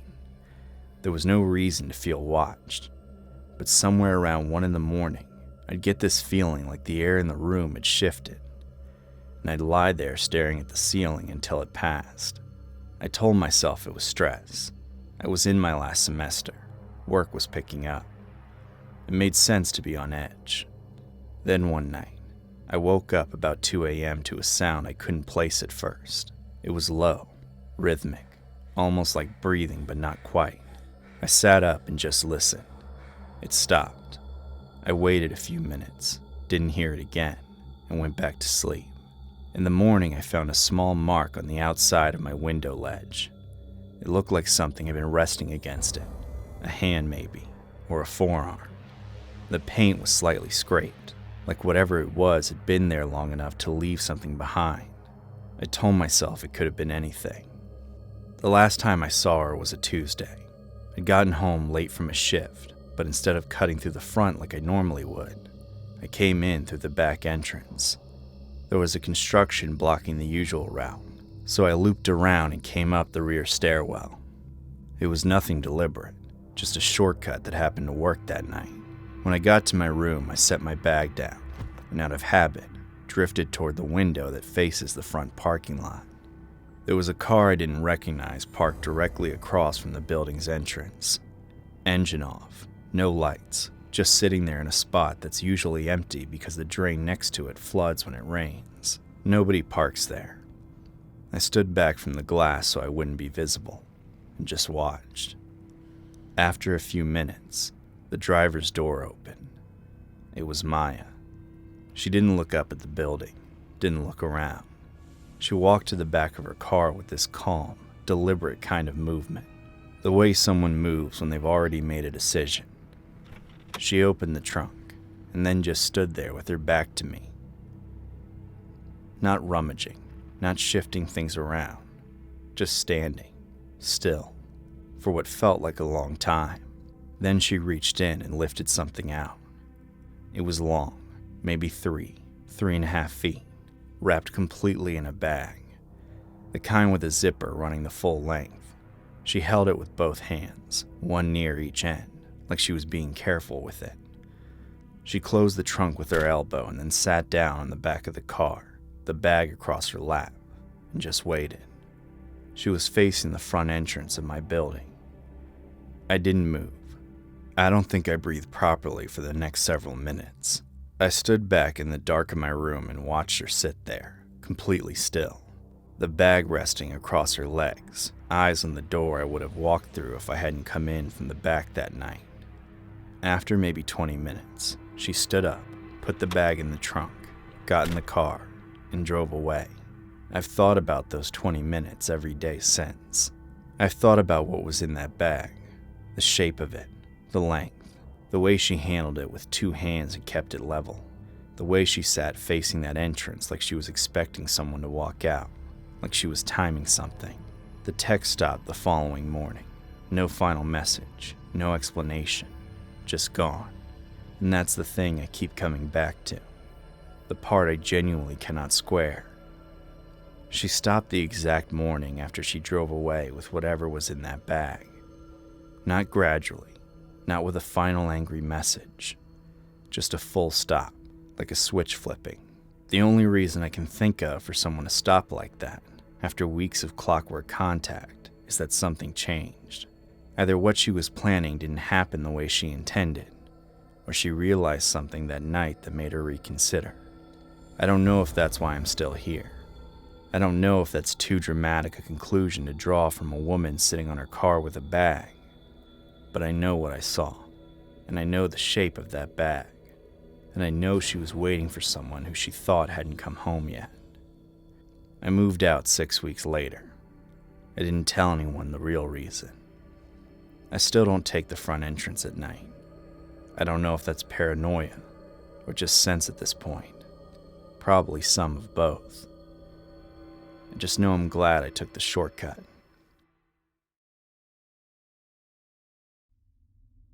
I don't smoke. Neither does my roommate, Diane. So when I came home one afternoon and the apartment smelled faintly like cigarettes, I just kind of stood there for a second, sniffing the air.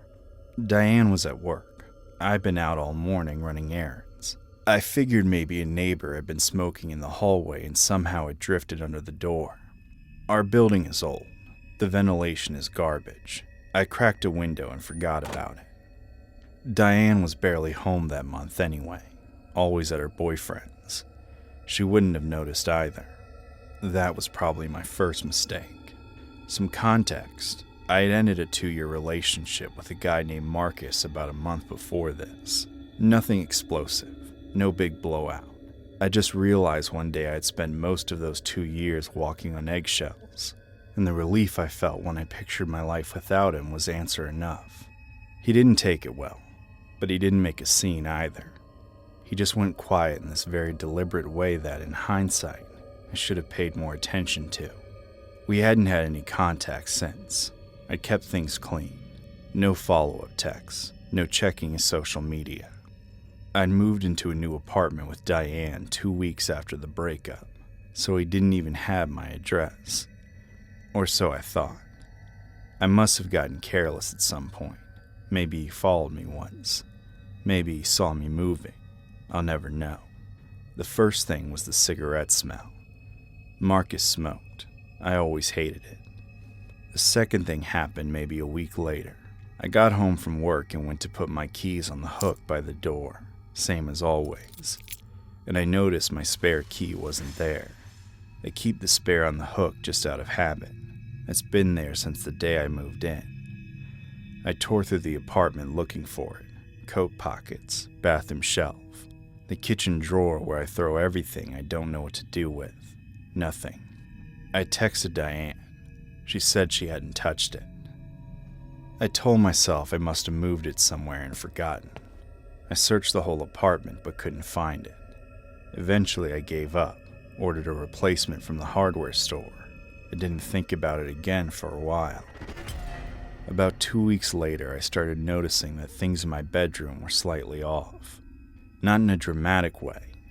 It was more like the feeling you get when you come back from a trip and something in your room looks different, but you can't put your finger on it. The first time I noticed it, the charger on my nightstand was on the wrong side. I'm left-handed, so I always keep it on the left. It was on the right. I moved it back. I assumed I'd done it in the dark while half asleep. The second time, the book on my nightstand was face down while I always leave it face up. Small things, dismissible things. But then one evening I opened my closet to grab a jacket, and the clothes were hanging in a different order than I leave them. I keep everything organized, jackets on the left, then sweaters, then everything else. That evening the jackets were in the middle. I stood in front of that closet for a long time. I didn't say anything to Diane. I didn't want to sound paranoid. The thing that finally made me say something out loud happened on a Thursday night. I was taking a shower and I heard the bathroom door handle move. Not open, just move. The way it does when someone grips it from the outside and then stops. I called out Diane's name. No answer. I turned off the water and stood there in the tub just listening. Nothing. When I got out, I opened the door and the hallway was empty. I checked the apartment. Diane wasn't home. She texted me earlier that she was staying at her boyfriend's. I was alone. I checked every room, every closet, under the beds. Nothing. I deadbolted the front door and sat on the couch with my phone in my hand for about an hour trying to talk myself down. Old building, I told myself.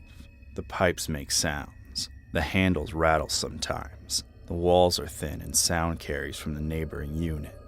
No cameras in the building. No security. Just an open front door that anyone could walk through. I almost believed myself. A few nights later, I woke up at around 3 a.m., probably a bad dream. I lay there in the dark for a minute, and that's when I registered the smell. Faint, but there. Cigarettes. I sat up slowly. My eyes adjusted enough that I could make out the shapes in my room. The dresser, the desk, the chair in the corner. I stared at the chair because something about it looked different. It took me a few seconds to understand why. There were clothes draped over the back of it, a shirt, something dark bunched on top, the kind of pile that in the dark, at 3 a.m., with your heart already hammering, looks exactly like a person sitting very still. I don't remember leaving clothes in that chair. I never leave clothes in that chair. My brain assembled the shape before I could stop it. Shoulders, a torso, the suggestion of a head. I sat frozen, staring at it. telling myself it was nothing. Just fabric, just shadows filling in the gaps. I turned on the lamp. Marcus was sitting in the chair. He didn't move. He just looked at me, his hands resting on his knees, his expression almost calm. The way he used to look when he was waiting for me to stop talking so he could say what he'd already decided to say. The jacket was his, the dark boxy one he'd had for years. He was wearing it. "What are you doing here?" My voice came out smaller than I wanted it to. He tilted his head slightly. "You stopped answering my calls," he said, like that was a complete explanation, like that made any of this reasonable. "I just wanted to make sure you were okay, that you were safe." I couldn't speak for a moment. Safe. The word landed somewhere wrong. "How did you get in?" I asked. He shrugged like it was nothing. "The main door to the building was open. It's always open. I just walked in." He paused. "And your spare key was right there on the hook, so I borrowed it. I was always going to tell you." Borrowed. Like it was the most normal thing in the world. Like none of this was what it was. That first afternoon, the cigarette smell, Diane at work, me out all morning. He must have walked into the building through an unsecured front door and let himself into my apartment. The spare key had been sitting right there on the hook. He'd taken it, had a duplicate cut, and came back to return the original. The extra key on the hook that final morning. I don't know how many times he had let himself in before that night. I don't know how long he had been sitting in that chair in the dark watching me sleep. I reported him the next morning, filed everything, the key, the entries, the night I found him sitting in my room. They went to Marcus's apartment 2 days later. He was gone. His landlord said he'd cleared out fast, left furniture behind, no forwarding address. They told me there was a warrant out, that I should contact them if I heard from him. I changed the locks that same day. I told Diane everything. I started sleeping with the light on. Somewhere out there, Marcus is running from the consequence. From the version of himself he became when I stopped letting him control the story. I don't know which thought keeps me up more at night. That he's out there somewhere else, or that some part of him still believes he did nothing wrong. I met Daniel at a ceramics class I only signed up for because my therapist said I needed a hobby. He was the kind of person who made everyone in the room feel like they were the only one in it. We dated for about 2 years. The first year was genuinely one of the best of my life. I don't talk about the second year much. After we ended things, I moved to a different city for work. Fresh start, new apartment, all that. The first few weeks were quiet in a good way. I was sleeping through the night, eating actual meals, calling my mom back. I felt like myself again for the first time in a long time. Then I noticed the mug. It was sitting on my kitchen counter, maybe 3 weeks after I moved in. Just a plain white mug with a small chip on the handle. I didn't own it, or at least I didn't think I did.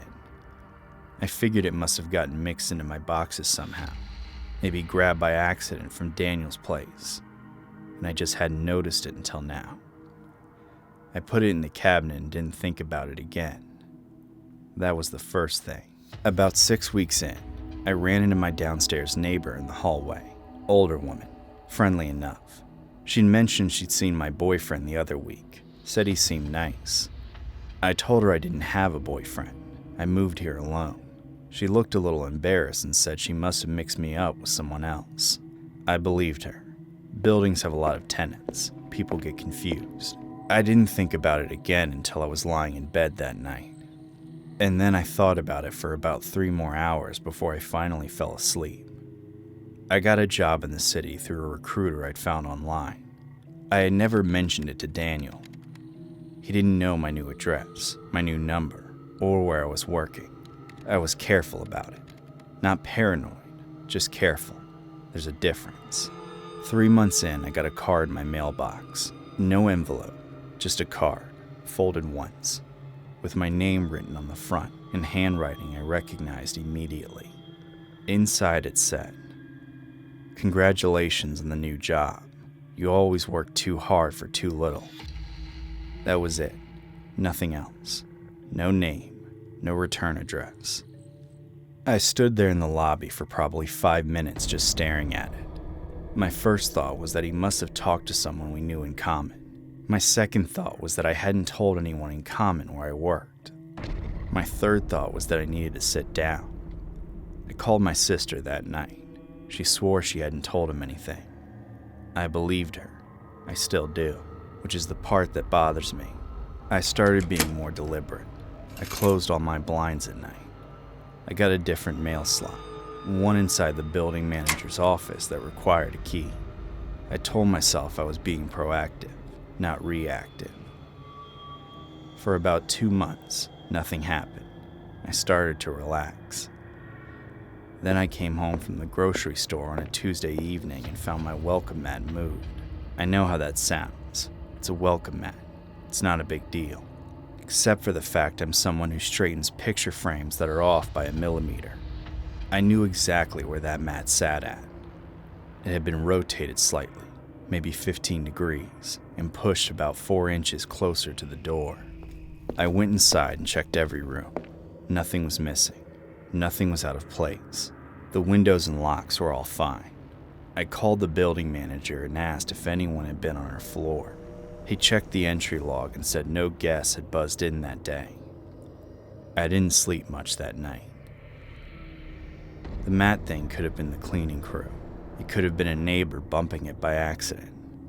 I told myself both of those things and almost convinced myself. Almost. The last thing happened on a Sunday morning. I was going through some boxes I still hadn't unpacked. One of them was from my old apartment, stuff I'd thrown in at the last minute.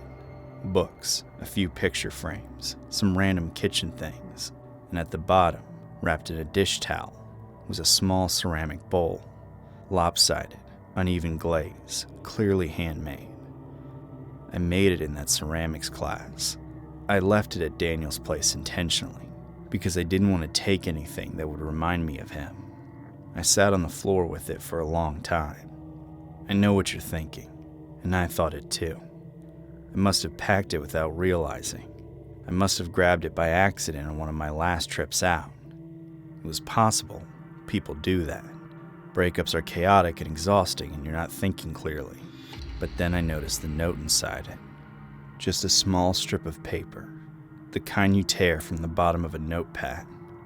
And on it, in his handwriting, were 7 words. I just wanted you to have it. I've gone over it 100 times. There's an explanation where none of this is what it looks like. The card could have been forwarded by someone who meant well. The mat could have been nothing. The bowl I could have packed myself without remembering. The note could have been something he put there a long time ago, back when we were still together. And I only found it now. There's an explanation where I'm just someone who never fully unpacked, in more ways than one. I'm still not sure which version I believe. This was about 3 years ago, early January, right in the middle of one of the worst stretches of my adult life. I'd just gone through a breakup and ended a 4-year relationship, lost my apartment along with it since we'd been splitting rent, and was temporarily crashing at my older sister Dana's spare room. Dana's great, genuinely, but there's something suffocating about being 31 years old and sleeping in a room that still has a poster of a boy band on the wall. Every morning I woke up feeling like I was slowly disappearing. Dana's the kind of person who fixes problems by filling them with activity. So when she mentioned that a coworker of hers, a woman named Paulette, needed someone to check on her family's rental cabin in the Catskills, Dana volunteered me before I can open my mouth. 3-hour drive upstate, midweek, totally empty property. Paulette needed someone to make sure the pipes hadn't frozen and to photograph some water damage near the back wall for insurance. She'd pay me $200 and cover gas. I said yes for the same reason I was saying yes to almost everything that winter. Having somewhere to be felt better than not having somewhere to be. I drove up on a Wednesday. The Catskills in early January are stark in the way that's almost beautiful. Bare trees against a white-gray sky, roads dusted with old snow nobody had bothered to clear. The cabin was down a long, unmarked road where the pavement eventually became gravel, smaller than I expected. 2 bedrooms, 1 bathroom, a main room with a wood stove, and a narrow loft accessible by a ladder that was more of a steep staircase. Hunting prints on the wall, a mounted fish above the fireplace, a stack of board games that hadn't been touched since the early 2000s. I did the walkthrough quickly, photographed the damage, checked the pipes, wrote down what Paulette needed. Everything was fine. It was already past 5 when I finished. The sun was already gone the way it disappears in January. I'd driven 3 hours to spend 40 minutes working, and turning right back around felt almost offensive. I texted Dana asking if I could stay the night. She checked, came back with a thumbs up and the Wi-Fi password. I made pasta from the dry goods in the pantry, watched something on my laptop, drank a beer, and by 10 o'clock I was more relaxed than I'd been in weeks. Something about the total quiet worked on me. No street noise, no neighbors, just the occasional creak from the structure settling in the cold. I took the main bedroom and fell asleep fast. I don't know what time it was when I woke up. Late enough that the room was completely dark. Early enough that it felt like it was the middle of the night. I lay there trying to figure out what had pulled me from sleep. Sometimes you wake up and don't know why. I assumed that was it. Then I heard it. A sound from somewhere in the cabin. Not loud. That was the thing that unsettled me the most. If something had crashed, I could have written it off as the wind or an animal. This was quieter. Soft and deliberate. Like something being carefully set down. I told myself it was nothing. I almost convinced myself. But sleep wouldn't come back. And the longer I lay there, the more aware I became of the silence that followed. It was a listening kind of silence. The kind where you feel like whatever's on the other side of the door is holding its breath the same way you are. I reached for my phone. 3:14. I turned on the flashlight, pointed it at the door and stared. I can't explain why I got up. Rationally, I should have just locked the door and called someone. But there's a particular dread that draws you toward the thing that scares you, just to end the uncertainty. I eased the door open and swept the flashlight across the main room. Nothing. The wood stove, the couch, the board games, the mounted fish watching from above the mantel. I checked the bathroom, checked the second bedroom. Both empty. But when I pointed the light toward the loft, my stomach dropped. There was a sleeping bag up there, rolled out flat with a clear impression of someone having slept in it. A water bottle, a canvas bag sitting open with the edge of a folded flannel shirt visible inside. Someone was staying here. My first instinct was to leave, just grab my keys and go, but the front door chain was still latched from the inside. The chain I had secured before bed. Whoever was up there hadn't come through the front. I was already dialing before I fully decided to. I stepped outside, keeping my voice low. The January air hit me like a wall, the kind of cold that makes your face ache in seconds. I stood in the snow in my socks until the cruiser pulled up with its lights cutting through the dark. 2 officers went in while I waited on the porch. I heard them move through the rooms, heard one go up the loft ladder, then quiet. One came back and told me no one was inside. The loft was empty, and there was an unlocked window up there that had opened on the back slope of the roof, low enough to drop from. One officer went back inside while the other circled the exterior with his flashlight. I followed, arms crossed against the cold. He rounded the back corner and swept his beam up toward the roof line. He stopped walking immediately. I almost walked into him. There was a man on the roof, heavy set, completely still, sitting with his back against the upper slope like he'd been there a while. He was watching us. He didn't flinch when the light hit him, didn't move, didn't speak, just stared down with an expression I can only describe as completely empty, like the light hadn't reached his eyes at all. The officer called up to him. No response. A second round of commands finally got him moving. Slowly, almost lazily. No panic. Like being found was a minor inconvenience. They got him in cuffs without much struggle. He was older than I thought, somewhere in his 50s, with several days of stubble, and clothing nowhere near warm enough for January in the mountains. Up close, he was even bigger than he looked on the roof. Broad through the shoulders, thick through the chest. The kind of build that makes you instinctively aware of your own size. He stood between the two officers with his hands cuffed behind him and that same flat, vacant expression, staring at nothing in particular. Not the ground, not the trees, not me. Just somewhere past all of it. That's what I kept coming back to on the drive home. That face. That total absence of anything behind it. Because I keep thinking about what would have happened if I hadn't called. If I just convinced myself it was nothing and gone back to sleep. What if I'd come face to face with him, alone, in that narrow, dark cabin? He had to have been pushing 250 pounds. And there was something about the way he moved. Slow, unbothered, unrattled. That told me he wasn't someone who panicked. If we had been alone and things had gone differently, I don't think there's a version of that story where I come out okay. The officers told me he'd likely just been squatting. Remote properties go unchecked for weeks in the off-season, and apparently it's more common than people realize. Someone looking for warmth finds an unlocked window and makes themselves at home. That's probably all it was. A desperate person, a vacant cabin, bad timing. I just can't fully make myself believe it when I think about that face. I want to start by saying I've debated whether or not to share this for a long time. Years, actually. The people involved know about this post and they're okay with it, but I'm keeping names vague out of respect for them. I also want to be upfront. Nothing about what happened was supernatural. It wasn't a ghost story or a monster story. The horror of it was that it was just people, ordinary-looking people doing something deeply, deliberately evil. That's the part that keeps me up sometimes.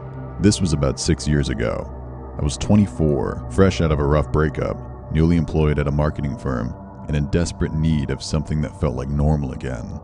My friend Kara, who has always been better at reading me than I am reading myself, suggested a camping trip to a state park, about 3 hours north of us. Nothing extreme. A few nights in a cabin, some hiking, lake swimming if it wasn't too cold. She invited 2 other friends, a woman named Priya and another named Megan. The 4 of us had all met in college and stayed loosely in touch, close enough to feel like family, spread enough that we had stories to catch up on. The cabin was beautiful, which I wasn't expecting. I think I imagined something closer to a horror movie set. Moldy walls, one functioning light bulb, a porch that had given up on itself. Instead, we got hardwood floors, a wraparound deck, and a wood-burning fireplace that Megan immediately claimed as her personal project for the entire trip. We arrived on a Thursday afternoon, unpacked, made dinner, and sat around talking until well past midnight. It was the most relaxed I'd felt in months. Kara kept catching my eye and smiling like she wanted credit for it. I gave it to her. The second night is where I need to slow down. We'd spent the day hiking at a trail that wound around the eastern edge of the lake. It was a good day. Tired legs, sunburnt shoulders, the pleasant ache of having used your body for something. After dinner, we took our drinks down to the small dock at the end of the property and sat with our feet hanging over the water. The sky was doing something extraordinary, the kind of purple-black that you usually only get far from the city lights. And we were all pretty quiet in the way you get quiet when something is genuinely beautiful and you don't want to ruin it. That's when Megan noticed the lantern. It was across the lake, maybe a quarter mile out, a warm glow that swayed slightly like it was being carried. We watched it for a while without saying anything.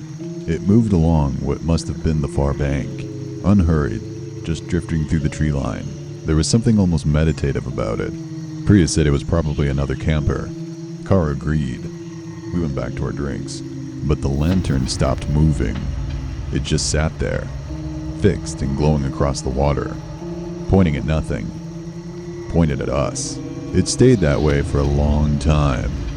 Long enough that it started to feel less like a coincidence and more like intention. I almost said something about it, but I didn't want to be the person who soured the mood, so I didn't. We went back inside around midnight. I remember lying in bed and listening to the lake, and the way still water makes almost no sound at all, and somehow that's worse than if it made a lot. I fell asleep eventually, but not easily. The next morning, 2 men appeared on the trail beside our cabin. They were friendly. That's the first thing I want you to understand. They were the specific kind of friendly that puts you at ease without realizing it's doing that. Mid-30s, outdoorsy looking, good at conversation. They said they were staying 2 cabins down from us and spotted us on the trail the day before. One of them had a dog, a yellow lab, And if you want to disarm 4 women in the woods, bringing a friendly dog isn't such a bad strategy. Though I'm sure I'm giving them too much credit by assuming they planned that. Maybe they didn't. I honestly didn't know. They chatted with Priya and Megan near the deck while Kara and I finished breakfast inside. I watched through the window. The guys were relaxed, joking around. The dog was losing its mind over a pine cone. Everything looked fine. I said as much to Kara. She watched for a moment and then said, "The one on the left hasn't taken his eyes off the cabin." I looked. She was right. While his friend was focused on Priya and Megan, the other one was just steadily, calmly watching the window, watching us. When he caught my eye, he smiled and gave a small wave, completely unbothered at having been caught staring into someone else's cabin, like he was just taking in the scenery. We said hi. We were polite. They eventually left. That afternoon, Priya noticed the padlock on the small storage shed behind the cabin had been moved. Not broken, just moved. Set down in the grass beside the door latch instead of locked through it. We looked inside. Everything seemed untouched, but none of us could say with certainty how we'd left it the day before. Kara called the park ranger station.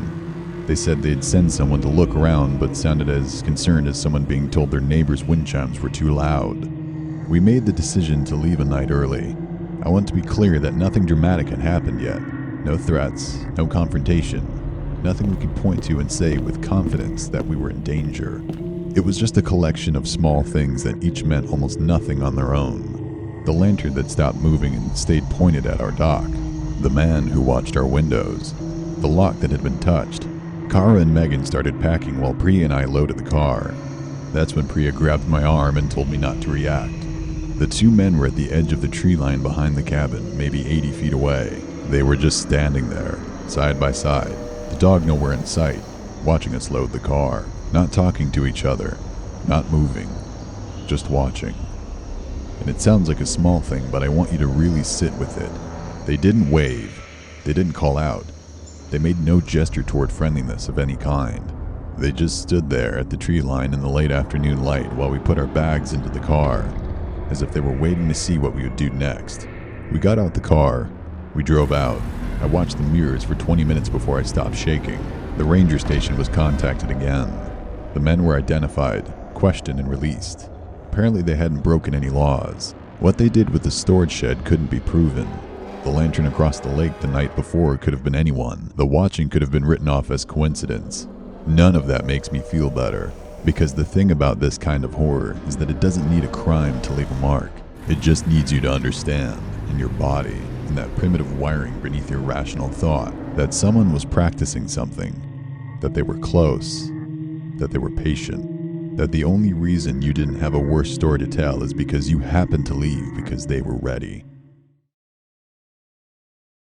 My college roommate Devin owns a lake house in upstate New York that his uncle left him when he died. I've heard about the place for years before I ever actually saw it. Devin talked about it in the way people talk about something they're not entirely sure they want. It came up in conversation whenever someone mentioned owning property or getting an inheritance, and he'd kind of shrug and say, "Yeah, I've got this lake house," in a tone that made it sound more like a burden than a blessing. I never pushed him on it. It wasn't until last September that he finally invited me up. The timing worked out. I'd just wrapped up a brutal stretch at work and Devin had a free weekend.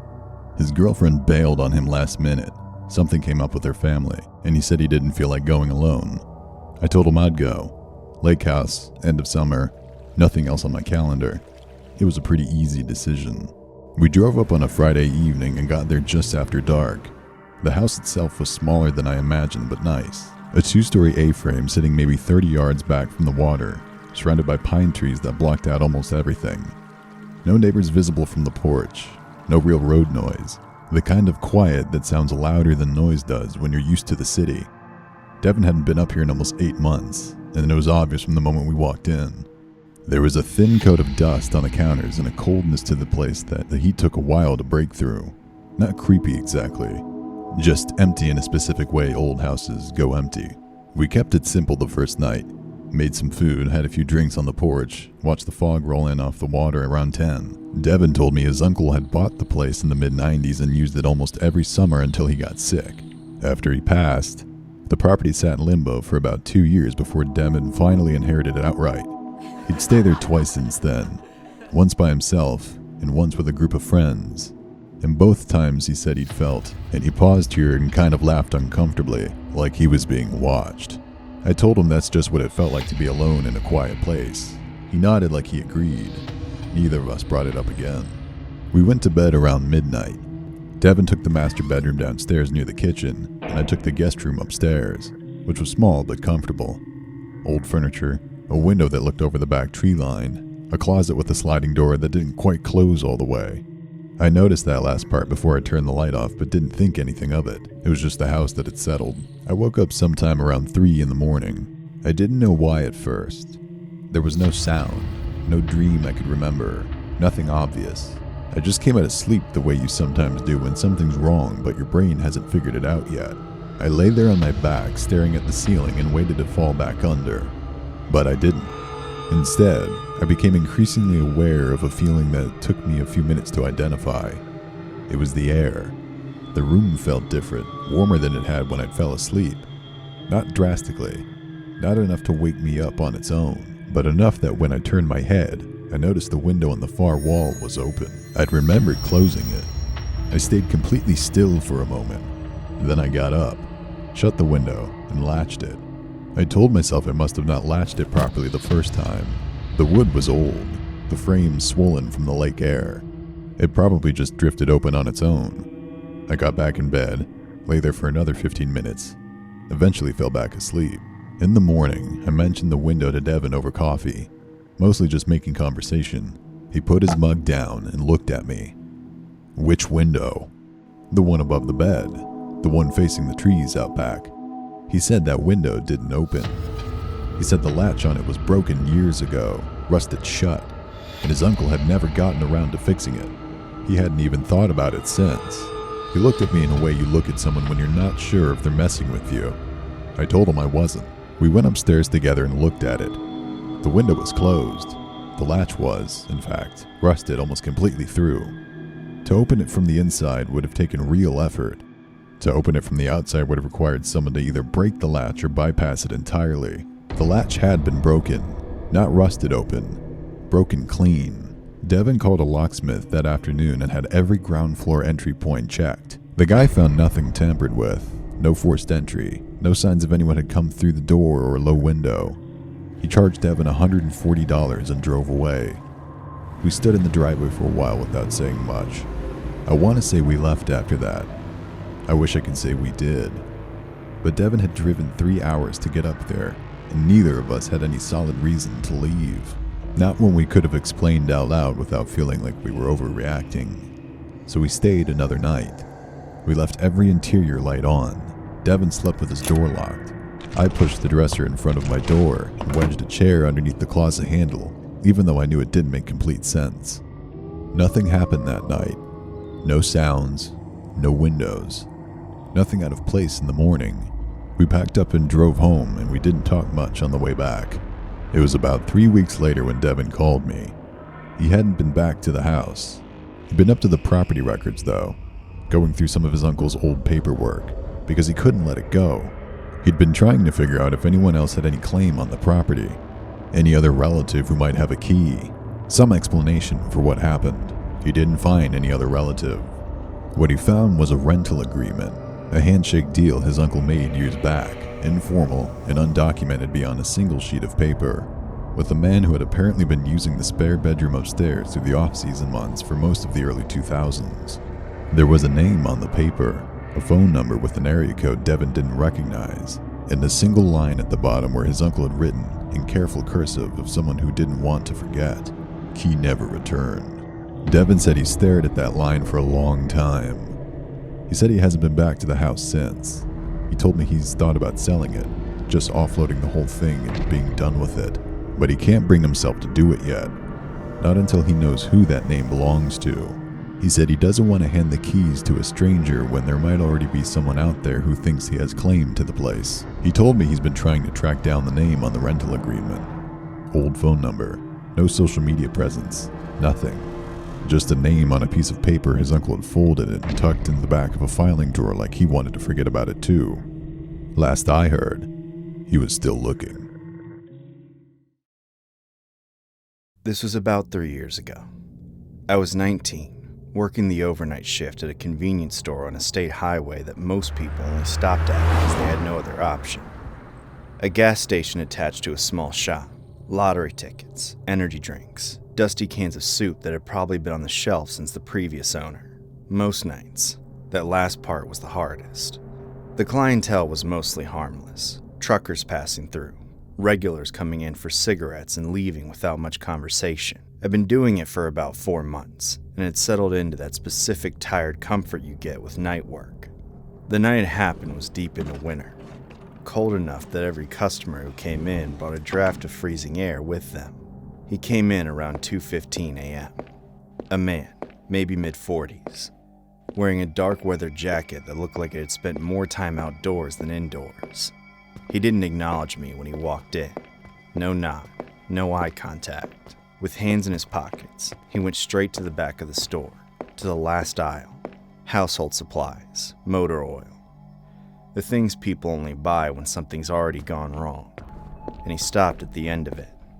He stood with his back to me, not reaching for anything, just standing. I watched him for a few minutes. He didn't pick anything up, just stood there with his arms at his sides, head slightly bowed, like he was reaching the floor. I told myself he was tired. I went back to watching the small TV behind the register. But every few minutes I'd look up, and he'd be in the exact same position. 20 minutes passed like that. I finally walked over, not because I was scared, not yet. I came around the aisle and said, "Hey, you finding everything okay?" He turned around slowly. His face wasn't right. His mouth was slightly open. His eyes were wide and dry, like he hadn't blinked in a while.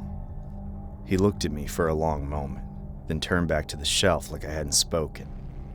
I went back to the counter and told myself it was nothing. I kept glancing at the security mirror in the ceiling corner. He hadn't moved. Then, about 15 minutes later, he did. He crouched down and removed his shoes, unlaced them carefully, placed them side by side against the base of the shelving unit. Then he peeled off his socks, folded them once, and set them on top. He stood up barefoot on the linoleum and resumed his position, still facing the shelf, still not touching anything. The deliberateness of it made my stomach drop. It wasn't frantic, it was neat, considered, like he was following some steps he'd rehearsed 100 times before. He then walked slowly toward the front of the store and pressed both palms flat against the glass door, looking out into the parking lot. He stayed like that for a long moment, his breath fogging the glass. Then he turned and looked directly at me for the first time. That's when I saw his hands.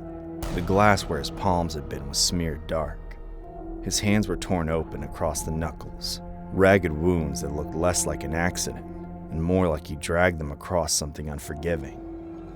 Blood had been soaking into the cuffs of his jacket the entire time he'd been in the store. A small dark puddle had formed at his feet.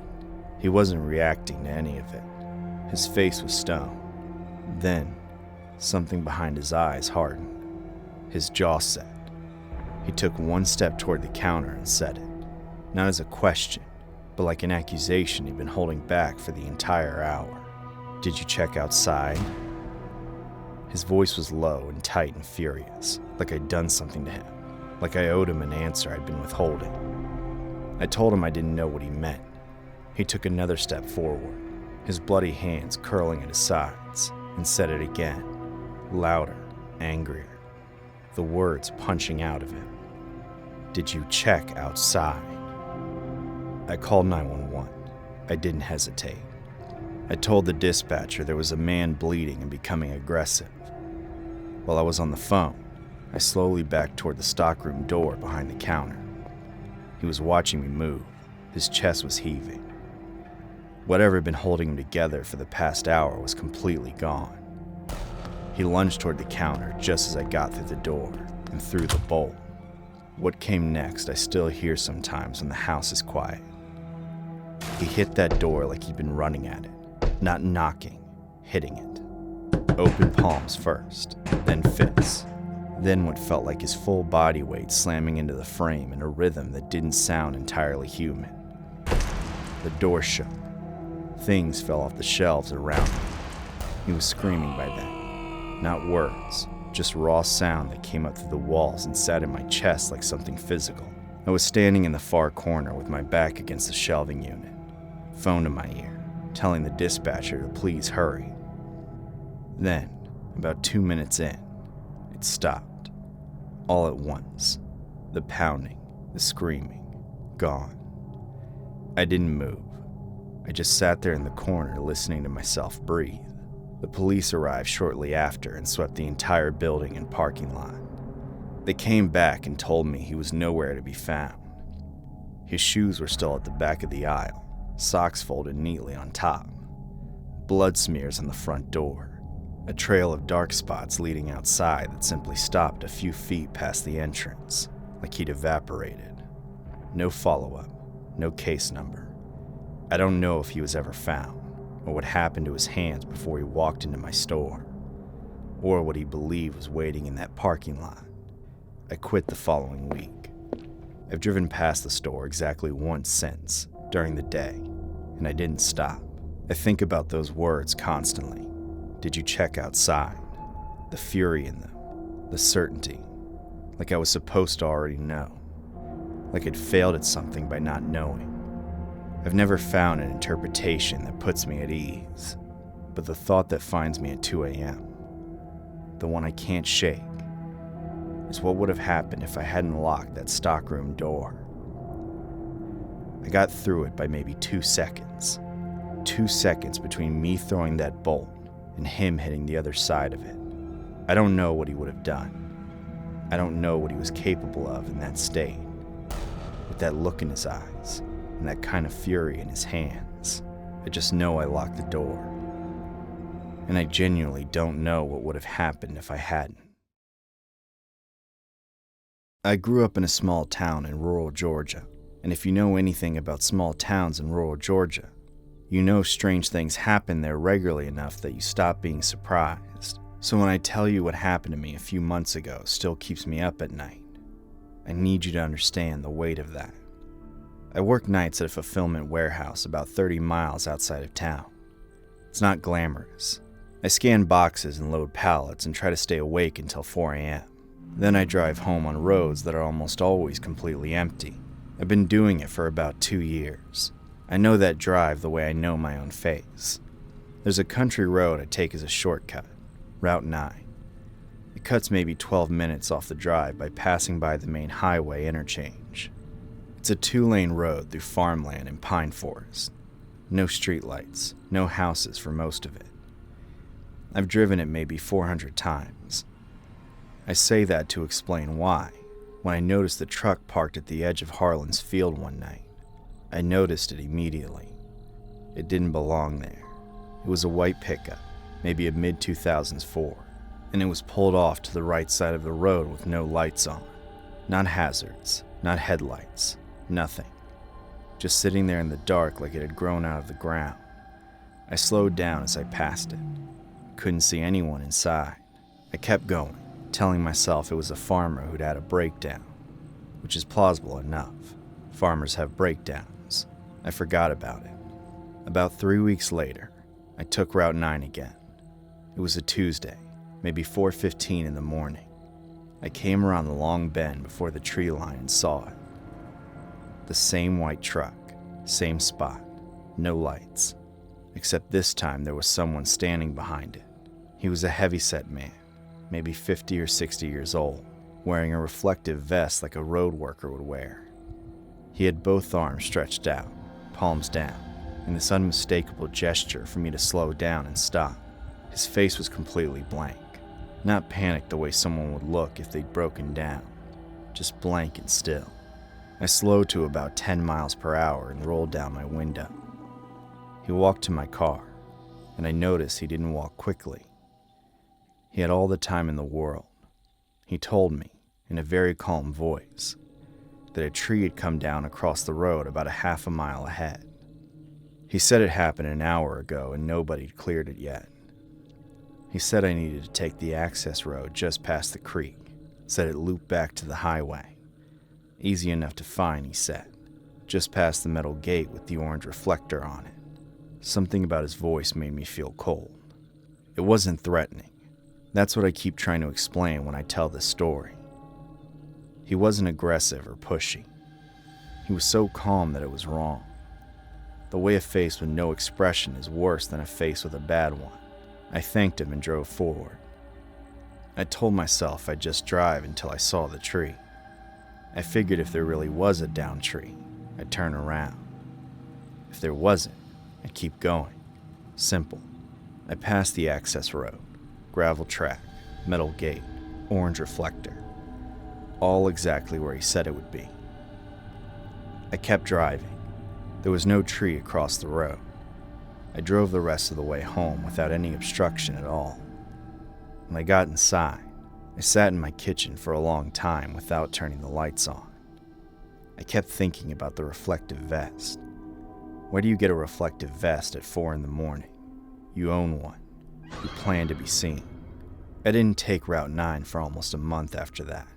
I started using the highway even though it added time. I told myself I was being irrational, that the guy was just a farmer who'd misremembered where the tree fell or been confused about which road it was on. There were 100 explanations. I cycled through all of them and none of them stuck. Then one afternoon in late October, I was off that night. I drove out there. Broad daylight. I drove Route 9 slow, looking at everything. The access road past the creek was still there, and the metal gate with the orange reflector. When I pulled up to it and stopped, I could see down the gravel track maybe 70 or 80 feet before it curved behind the tree line. There was something at the base of a pine tree just before the curve. I thought it was trash at first. I put the car in park and looked harder. It was a reflective vest, folded and left there, tucked against the root of the tree like someone had set it down deliberately, like it was waiting. When I got home, I called the county sheriff's non-emergency line. I told the whole story. The officer I spoke to was polite. He said he'd pass it along. I don't know if he did or not. I never heard anything back. Here's what I can't square. The gate had a padlock on it when I drove out there during the day. I'm certain of that, because I thought about getting out to look closer and decided against it when I saw the lock. A padlock means either someone owns that property and didn't want people going in, which is normal enough, or someone put a lock on it after the fact. After whatever happened on that road stopped needing to happen. I don't know which it is. I've looked up the property records and that parcel is listed under an LLC with no name attached to it, which isn't unusual, but it isn't exactly comforting either. I still drive Route 9 sometimes. I don't know why. Habit maybe, or some part of me that still wants to understand what I came close to. The white truck has never been back. But every time I pass that gate with the orange reflector, I look down the gravel track as far as I can see. I've never seen anything, but I always get this feeling like something is watching me drive away. I work the overnight shift at a 24-hour laundromat. I know how that sounds. It's not exactly a career, but it's quiet. It's mine. And after everything that happened with my last job, quiet was exactly what I needed. My name is Daniel. I'm 27. I fold other people's clothes from 11 p.m. to 7 a.m. And until about 6 weeks ago, the strangest thing that ever happened to me on shift was a guy trying to wash a full motorcycle jacket with the zipper still attached. It started with a woman. She came in around 1 a.m. on a Tuesday, which isn't unusual. We get a certain type of customer in the dead hours. People who work odd schedules. People who don't want to be seen. People who just couldn't sleep. She was maybe mid-40s, plain looking, with a laundry bag that seemed way too light to justify a trip at that hour. She loaded one machine, sat down with her back to the wall, and didn't look at her phone once. She just stared at the drum going around. I noticed her the way you notice anything slightly off when you're bored enough, but I didn't think much of it. She came back the following Tuesday. Same time, same light bag, same machine, same seat. The Tuesday after that, I started watching for her. She showed up at 12:58 a.m. I know because I checked the clock when I heard the door. She nodded at me this time. Small, tight nod, like we had some kind of understanding. I nodded back. By the 4th week, I started thinking of her as a regular, the way bartenders do. I even had a name for her in my head. I called her Margaret, though I had no idea what her actual name was. It was on the 5th visit that something had shifted. I was in the back, sorting through the lost and found when I heard her come in. When I came back out front, she was already seated, but this time she was looking directly at the counter, at the spot where I usually stand, like she'd been waiting for me to appear. I smiled, did the professional nod thing, and went back to my work. A few minutes later, I heard her voice for the first time. "You live on Deller Street," she said. Not a question. I looked up. She was still facing the machines, not looking at me. "Sorry?" I said. "Off Deller, the gray building, 3rd floor." My mouth went dry. I do live on Deller Street, 3rd floor, gray building. I stood there for a second trying to figure out how to respond to that, running through explanations. Maybe she lived nearby. Maybe it was a guess. Maybe I'd seen her around the neighborhood and just hadn't made the connection. I asked her as calmly as I could manage if she lived in that area too. She didn't answer. Her machine finished its cycle. She transferred her clothes to a dryer, sat back down, and didn't say another word for the rest of her visit. When the dryer was done, she collected her things and left. I stood at the window and watched her walk to a blue car I didn't recognize. And then she was gone. I barely slept the next day. The following week, I almost called in sick. I went back and forth on it for an hour before I finally convinced myself I was overreacting. She knew my street. It didn't mean anything. Lots of people knew my street. I went to work. She came in at 12:58 again, and this time she sat down, and without any preamble, without even looking at me, she said, "You should call your brother." I don't talk about my brother at work. I've never mentioned him to anyone there. My brother and I have been estranged for almost 3 years, following a falling out that I'm not going to get into here. The point is, there's absolutely no casual way she could have known I had a brother, let alone that there was something unresolved between us. That last part is an assumption on my part, but the way she said it, the weight of it, didn't feel like a pleasantry. I asked her directly that time. I came out from behind the counter and asked her who she was and how she knew anything about me. She turned and looked at me for the first time, really looked at me, and she said, very quietly, "I'm just a woman doing her laundry." Then she went back to staring at the machine. I called out sick the next 2 weeks, told my manager it was a stomach thing. He didn't push back. I spent those 2 weeks trying to figure out who she was, running through every possible explanation. An old neighbor, a friend of a friend, someone I'd wronged without realizing it. I came up empty every time. When I finally went back, she wasn't there. Not that Tuesday, not the next. I started to think maybe it was over. Maybe she'd said what she wanted to say and moved on. I almost felt disappointed, which is insane, but that's the truth. Then, last Tuesday, I found something tucked under the windshield wiper of my car. It was a photograph, a printed photograph, slightly grainy, clearly taken from some distance. It was me, walking into my building, shot from across the street. On the back, in the same kind of careful handwriting you'd see in a get well card, were 2 sentences. "I've been watching longer than you know. You'll understand eventually." I went to the police the next morning. I showed them the photograph, told them everything. They took a report. They told me to keep my doors locked and to let them know if anything else happened. I could tell by the way the officer said it, I shouldn't expect much. That was 5 days ago. She hasn't come back to the laundromat. My manager says she hasn't been in at all, not even on days I wasn't there. It's like she's just gone. And some part of me, the part that hasn't slept properly in weeks, almost finds that worse than if she had come back. What I keep coming back to, what I can't stop turning over, is the thing she said about my brother. Because here's the part I didn't mention before.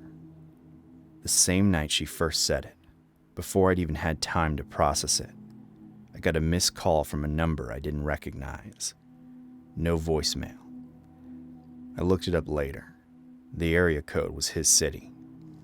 I don't know what she wanted, and I don't want to think it's my brother who's trying to do something, because what happened between us was the kind of thing that doesn't get forgiven easily. I don't know if the photograph was a threat or a warning or something else entirely, and I don't know if she's still watching. I'm back at work now because I need the money, and I refuse to let a stranger with a light laundry bag and too much information take that from me. But I check the parking lot every hour, and I keep my phone face up on the counter. And every Tuesday at 12:58, I watch the door.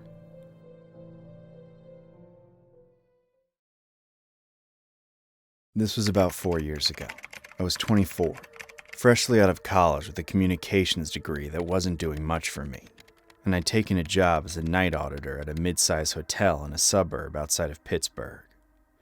Not a dump, but not a nice place either. The kind of hotel that hosts regional sales conferences and airport layovers. 3 floors, 87 rooms, an indoor pool that smelled like chemicals, and a lobby that felt smaller at night than it did during the day. The shift was 11 p.m. to 7 a.m. I was alone the entire time. No bellhop, no manager on duty. Just me behind the front desk in a back office the size of a closet. My job was to run the financial reports, handle any late check-ins, and answer the phone. Most nights, nothing happened. I'd finish the audit by 2 a.m. and spend the rest of the shift watching videos on my phone. It was the loneliest job I ever had, but it was easy. And easy felt like enough at the time.